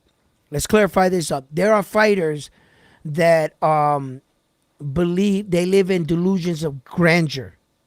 There are fighters that are looking at other fighters from the outside in and saying, then I should be making that kind of money. But you're not selling those kind of tickets. People are not traveling to see you, but you have the audacity to want this fighter's money. At the end of Right. the You're not day, it's a putting ass in business. seats. Right. Right. That's how it is. You could have no world title, never competed for a world title, and making millions in Conor Ben. It's how you fill up the stadium. It's not because the fighter says, I want 5 million, and you say, what's wrong with the fighter asking for 5 million? You're not a $5 million fighter. That's just like that one guy that I talked to that said Jaron Boots Ennis versus Virgil Ortiz is $100 million fight. And I haven't talked to that guy since. Because you got to get away from people like that. Brother, on what planet are you living on? The Jaron Boots Ennis and Virgil Ortiz fight, that shit's not worth $10 million. What venue, what place are you going to pay these guys $100 million that they're going to have a turnout for no belt, nothing, just their names? You think that Virgil Ortiz and Jaron Boots Ennis is Conor Ben and Chris Eubank Jr.? You think they can do that here in But America? here's a Are prime you example crazy? too. Here in America, people ain't How paying could for pay Jaron, per wait, wait, views. wait, wait. Right. Well, how could some fighters come out and say, I want 3 million, I want 5 million, I want 10 when they never made that money in their life? Not even in none of their fights. For somebody to come out and say, you need to pay Jaron Boots Ennis 10 million. How? How do you figure? When he won his belt, he got $600,000. Where the fuck does $10 million come in? Where did he do that he's going to need a dancing partner? See, Tank Davis was making money, but he didn't make that kind of money until he fought Ryan Garcia. Ryan Garcia was making money, but he didn't make that kind of money until he fought Tank Davis. You understand? There's not a lot of fights in the world that deserve that kind of money. There's no way in the world, as a boxing promoter, fucking Jaron Boots Ennis could walk to me up to. The only way is to Turkey. Because Turkey gave Tio $9 million doesn't mean that Jaron Boots Ennis deserves $9 million because he's a better fighter than Tio. That's not what we're talking about when we're paying these fighters. We're not paying him because he's better. No, I know a lot of fighters that are better. You got to pay because you're an attraction. You are an attraction. People come to your fights. You're not going to make Isa Pitbull Cruz money. The reason why Isa Pitbull Cruz makes Isa Pitbull Cruz money because he's an attraction. He's an attraction. Bam Bam Boogie Rodriguez is a better fighter than and a Mexican fighter than Pitbull. but he's not making Pitbull money. No, no. How can Bam Rodriguez walk up to me and say, I want $10 million because I'm a skilled fighter? Bro, are you filling up the stadium like Saul Canelo Alvarez? Ryan Garcia, that has not accomplished more than Bam Bam. Bam Bam, he can ask for more money than Bam Bam on any day. And he don't got a belt. He puts seats in the he fills up the fucking arena. Puts ass Ryan. to seats. Yeah. Yeah, he fills it up. So everybody's situation is different. When you come to me and you say, Floyd Schofield wanted $10 million to fight, Floyd, you pack that bullshit up. You're scared. You priced yourself out. Floyd Schofield, they offered Bulbos, what? that's a different example. It says Crawford's not an attraction. He got paid big. He got paid big because he fought the face of boxing. He fought Canelo. Right. No, Crawford didn't get paid big because of his accomplishment. Crawford got paid big because of his O. That O that Crawford had, that was valuable. You're an American fighter that's going to slide out of boxing undefeated. Almost a 20-year career. And Mexico did everything they could to throw at Floyd to beat him so that he didn't walk out of boxing undefeated. Because as long as the American made it undefeated, Julio Cesar Chavez couldn't reign over him with all those victories. They needed the American to lose. In the last 20 years, the American had one and more than one up on Mexico. Robert Garcia and all of them, they tried to take him, they couldn't. So the next American star, this is about machismo. This is about bragging rights sometime. And this is about how big did you make yourself. Terrence Crawford did. It was such a big jump. And the deck was stacked against him so much that there was value in the fight. Plus, once you got a rich billionaire that all he has to do is snap his fingers and say, I want to put together a fight for me and all my friends to watch. He was going to do it regardless. And he had the money to give. Without that man, that fight never, in real boxing world, never makes that kind of money. First of all, it was because of Turkey. I got to get going, but we'll chop it up at 7:30 tonight, though. Yes, absolutely. Absolutely, brother. Thank you for stopping by. So it was because of Turkey. Now, the all that Terrence Crawford had, they were willing to pay that money. They wanted Terrence to lose, man. They wanted him to lose. As long as another American doesn't skate out without, listen, we got 3 of them in the last few decades. Floyd Mayweather, Terrence Crawford now, and Andre Ward. Andre Ward. And they all, like, sometimes the O is not important when you're like 10-0. You're not, and if you beat undefeated fighters, you're not supposed to be giving credit for beating an undefeated fighter unless he has double-digit wins. Because a 10-0 fighter is not, oh, Terrence Crawford beat 7 undefeated fighters. You go back and look. This guy was 4-0, 6-0, 7-0. Nah, right? But once you have done serious shit, and you got all the way where Terrence Crawford, you got to understand, he had all 4 belts in 2 separate weight divisions. No human has ever done that. He had an accolade that was powerful. You're the first man to do that. Plus, you got your O, that shit was valuable. Terrence sold that to Turkey. And they sold him the storyline, and he got the bag. He got the bag. But shout out to Terrence Crawford for fucking being one of the best fucking warriors I've ever fucking, like, that move at the end of his career. Terrence Crawford didn't have, like, the big names. He doesn't have a resume like Floyd or Oscar or Manny Pacquiao. Ali, he doesn't have that kind of resume, right? But that accolade, that achievement, that one moment in time where he jumped up and fought Saul Canelo Alvarez, just that one move, to be able to pull that off, you got to understand, Terrence wasn't supposed to win that fight. They gave him the fight. He was supposed to lose. Mexico was supposed to get their laugh back. Aha, you didn't finish. You come up undefeated. Aha, we got you. They were supposed to have their big laugh. The American guy was supposed to be dethroned. The next wave of boxing, Saul Canelo Alvarez was going to take off with Turkey. They had this big plan. And none of the plan had to do with Terrence Crawford. Not even the ring that they made, that ring size, that shit was fitted for Saul's finger. That shit was flapping on Terrence because it wasn't your size. It wasn't made for you. Terrence Crawford was not in their plan. For him to go in there and do that,